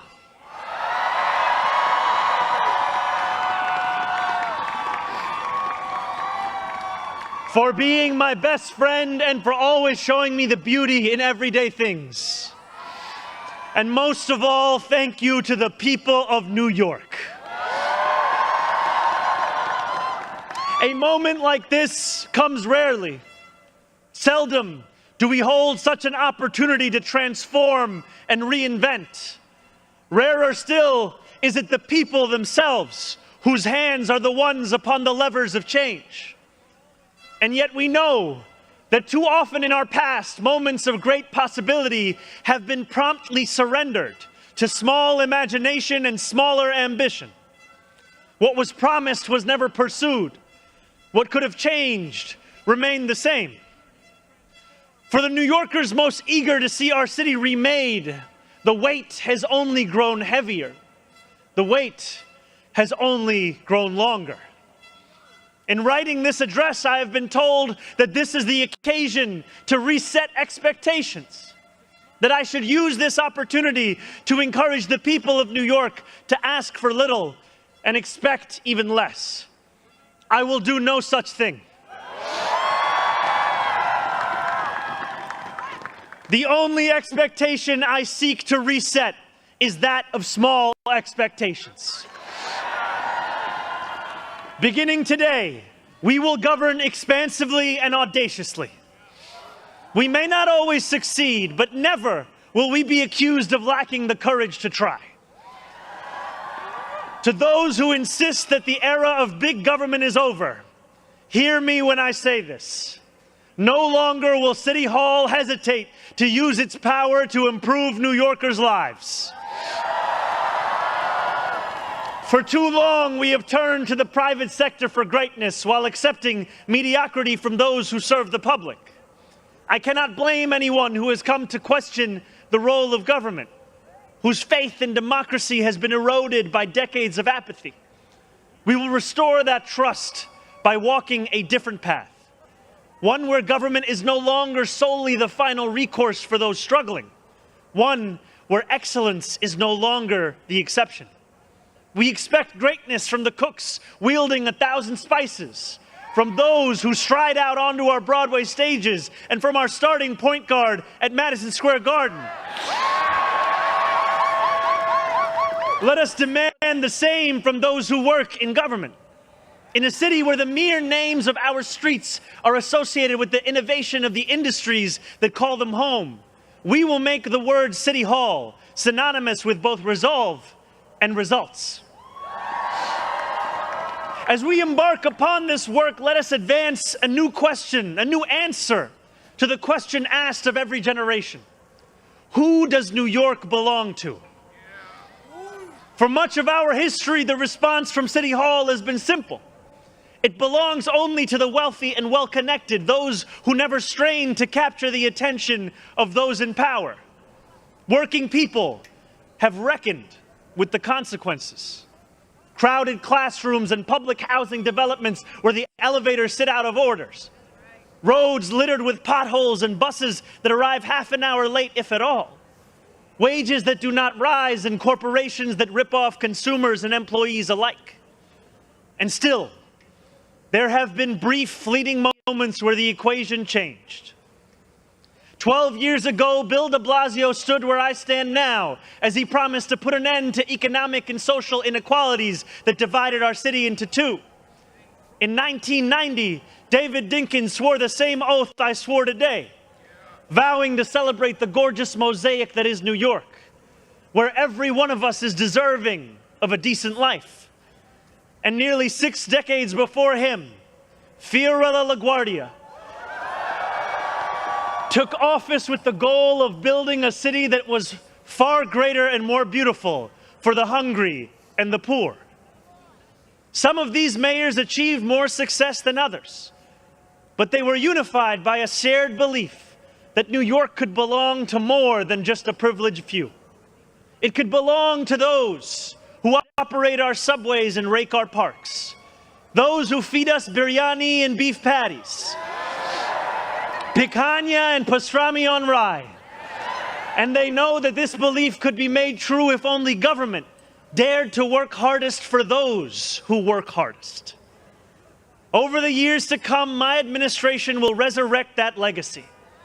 City Hall will deliver an agenda of safety, affordability, and abundance, where government looks and lives like the people it represents, never flinches in the fight against corporate greed, and refuses to cower before challenges that others have deemed too complicated.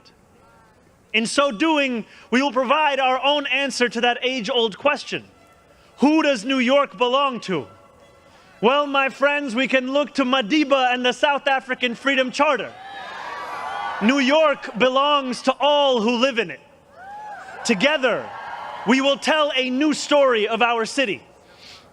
This will not be a tale of one city governed only by the 1%, nor will it be a tale of two cities, the rich versus the poor. It will be a tale of 8.5 million cities, each of them a New Yorker with hopes and fears, each a universe, each of them woven together. The authors of this story will speak Pashto and Mandarin, Yiddish and Creole. They will pray in mosques, at shul, at church, at gurudwaras and mandirs and temples. And many will not pray at all. They will be Russian Jewish immigrants in Brighton Beach, Italians in Rossville, and Irish families in Woodhaven, many of whom came here with nothing but a dream of a better life, a dream which has withered away. They will be young people in cramped Marble Hill apartments where the walls shake when the subway passes. They will be black homeowners in St. Albans, whose homes represent a physical testament to triumph over decades of lesser paid labor and redlining. They will be Palestinian New Yorkers in Bay Ridge,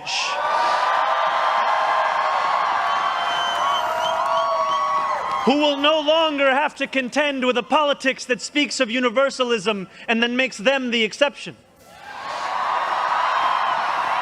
Few of these 8.5 million will fit into neat and easy boxes. Some will be voters from Hillside Avenue or Fordham Road who supported President Trump a year before they voted for me, tired of being failed by their party's establishment. The majority will not use the language that we often expect from those who wield influence. I welcome the change. For too long, those fluent in the good grammar of civility have deployed decorum to mask agendas of cruelty. Many of these people have been betrayed by the established order.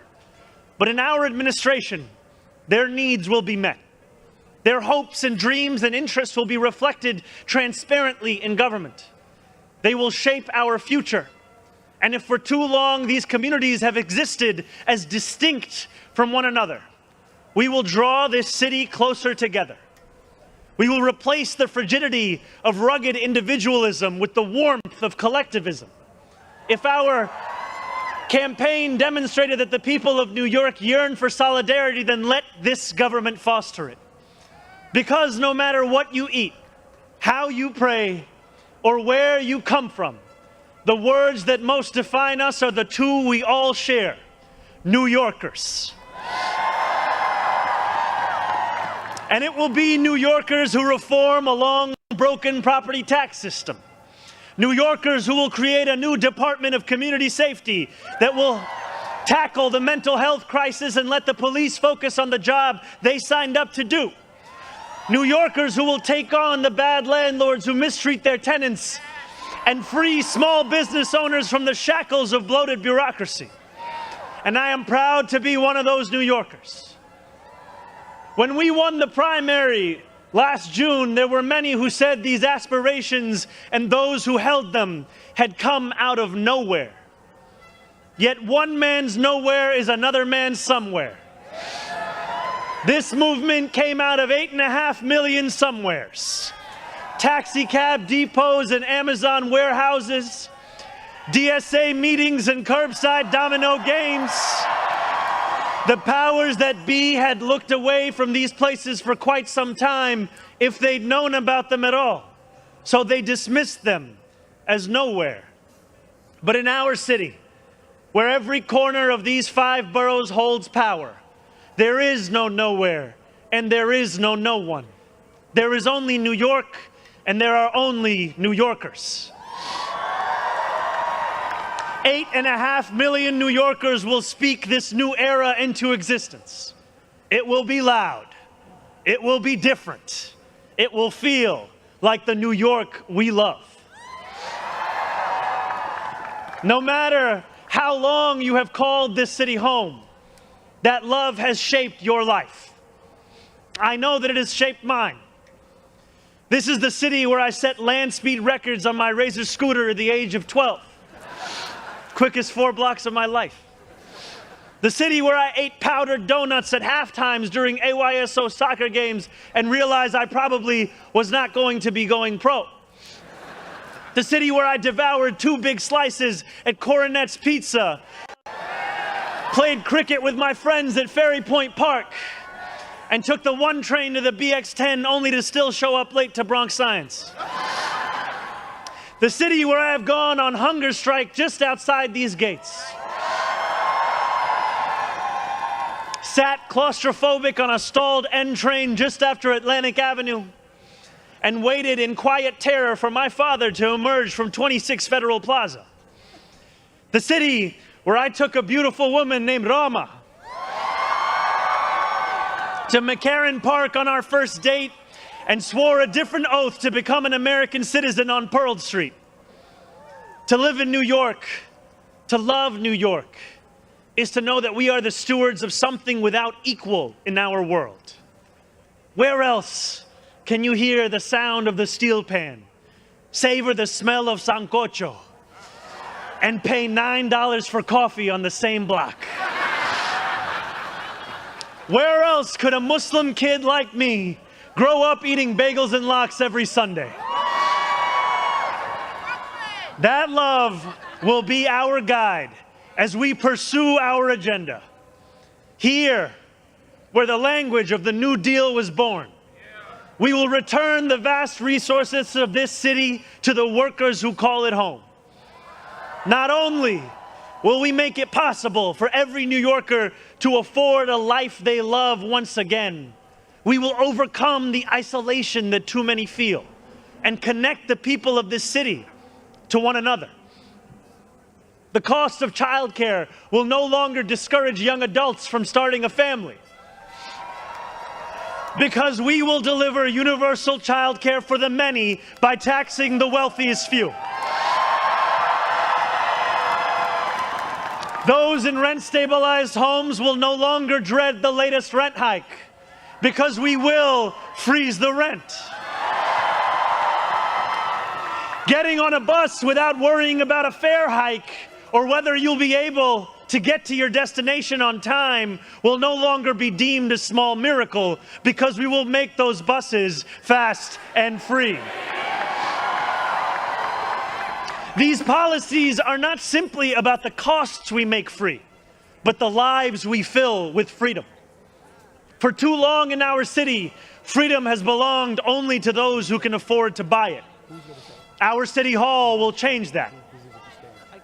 These promises carried our movement to City Hall, and they will carry us from the rallying cries of a campaign to the realities of a new era in politics.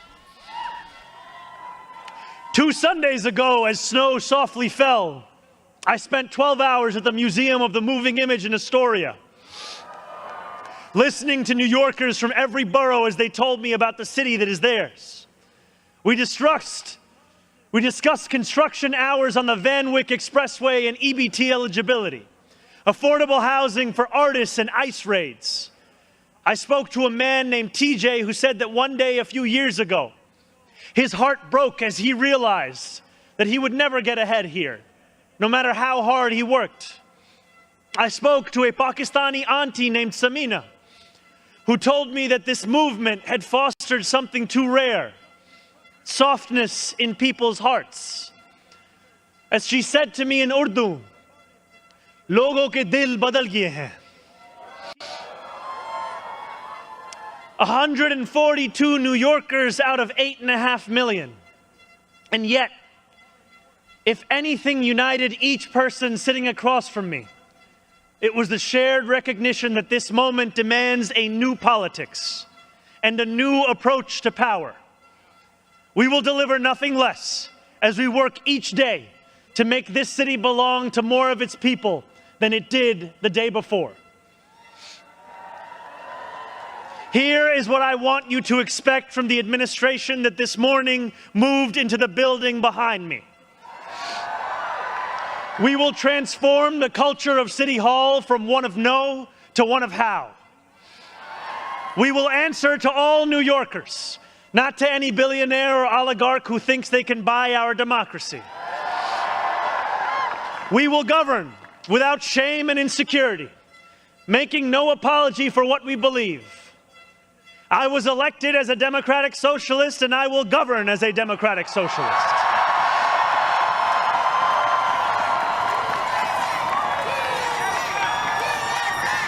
I will not abandon my principles for fear of being deemed radical. As the great senator from Vermont once said, what's radical is a system which gives so much to so few and denies so many people the basic necessities of life. We will strive each day to ensure that no New Yorker is priced out of any one of those basic necessities. And throughout it all, we will, in the words of Jason Terrence Phillips, better known as Jadakiss or Jay to the moi, be outside. Because this is a government of New York, by New York, and for New York.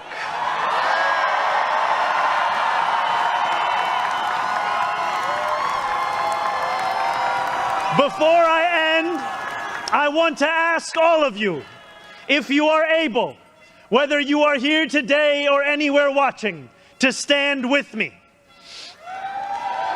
I ask you to stand with us now and every day that follows. City Hall will not be able to deliver on our own. And while we will encourage New Yorkers to demand more from those with the great privilege of serving them, we will encourage you to demand more of yourselves as well. The movement we began over a year ago did not end with our election. It will not end this afternoon. It lives on with every battle we will fight together. Every blizzard and flood we withstand together. Every moment of fiscal challenge we overcome with ambition, not austerity, together. Every way we pursue change in working people's interests, rather than at their expense, together. No longer will we treat victory as an invitation to turn off the news. From today onwards, we will understand victory very simply. Something with the power to transform lives, and something that demands effort from each of us every single day. What we achieve together will reach across the 5 boroughs, and it will resonate far beyond. There are many who will be watching. They want to know if the left can govern. They want to know if the struggles that afflict them can be solved. They want to know if it is right to hope again. So standing together with the wind of purpose at our backs, we will do something that New Yorkers do better than anyone else. We will set an example for the world.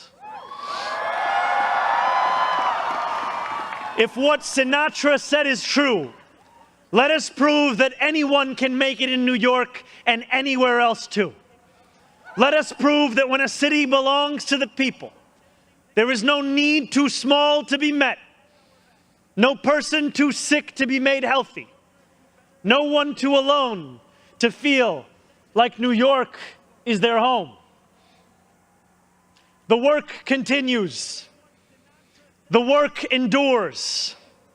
The work, my friends, has only just begun. Thank you.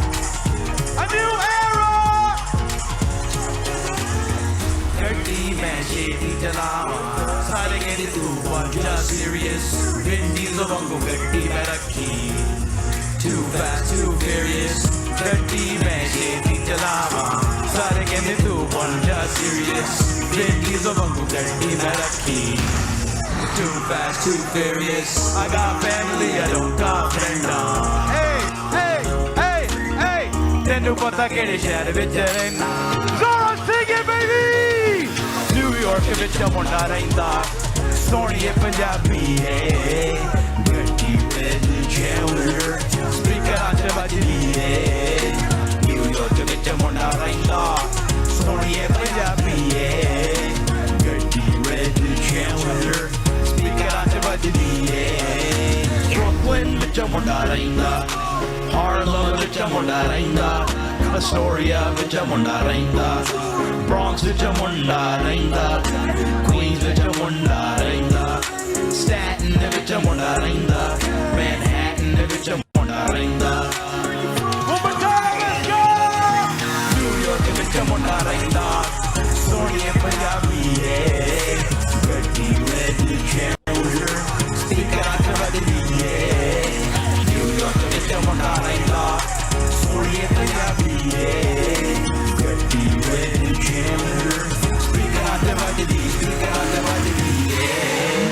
New York!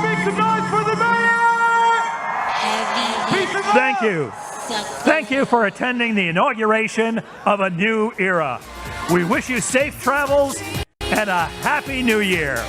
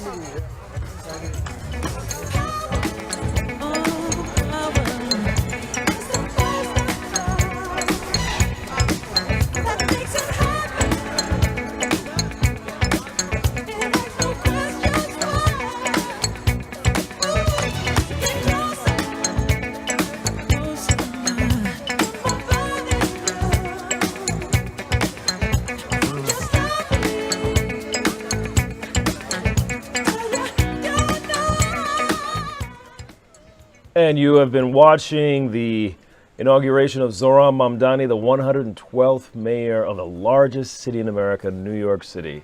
Have a wonderful day. Thanks for watching Newsroom Live.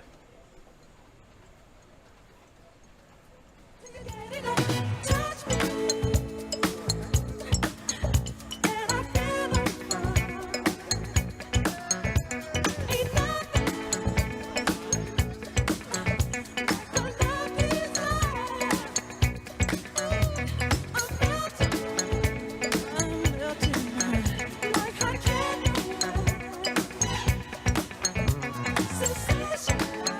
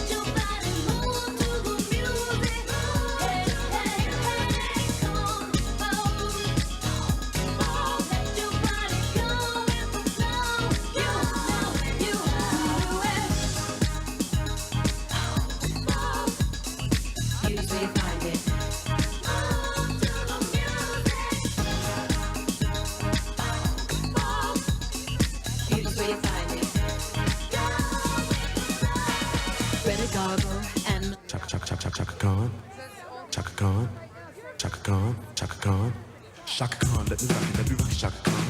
Let me rock it, that's all I wanna do. Shaka Khan, let me rock it, Shaka Khan.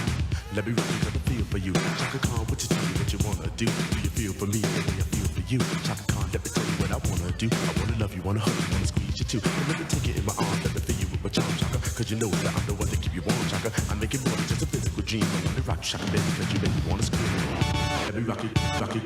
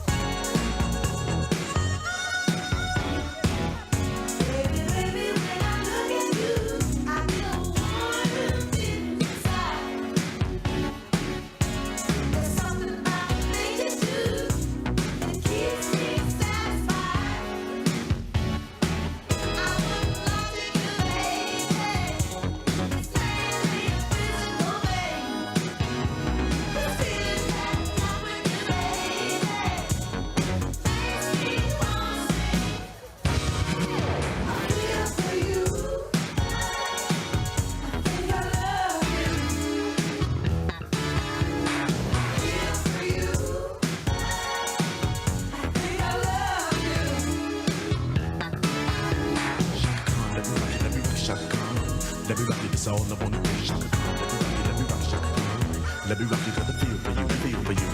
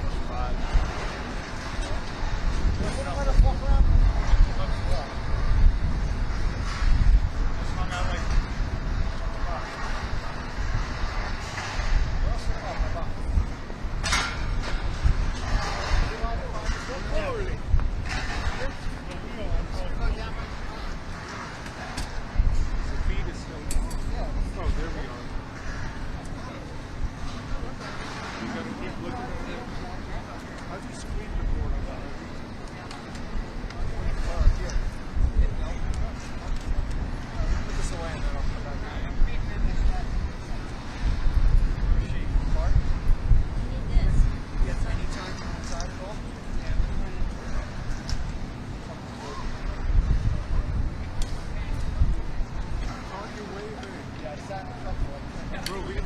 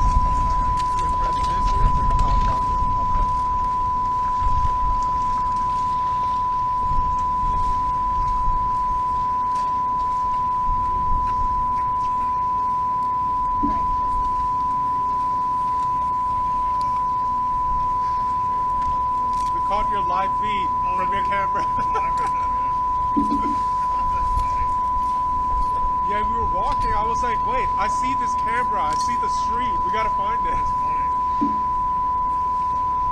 I think it's like a 15-second lag in there. Yeah.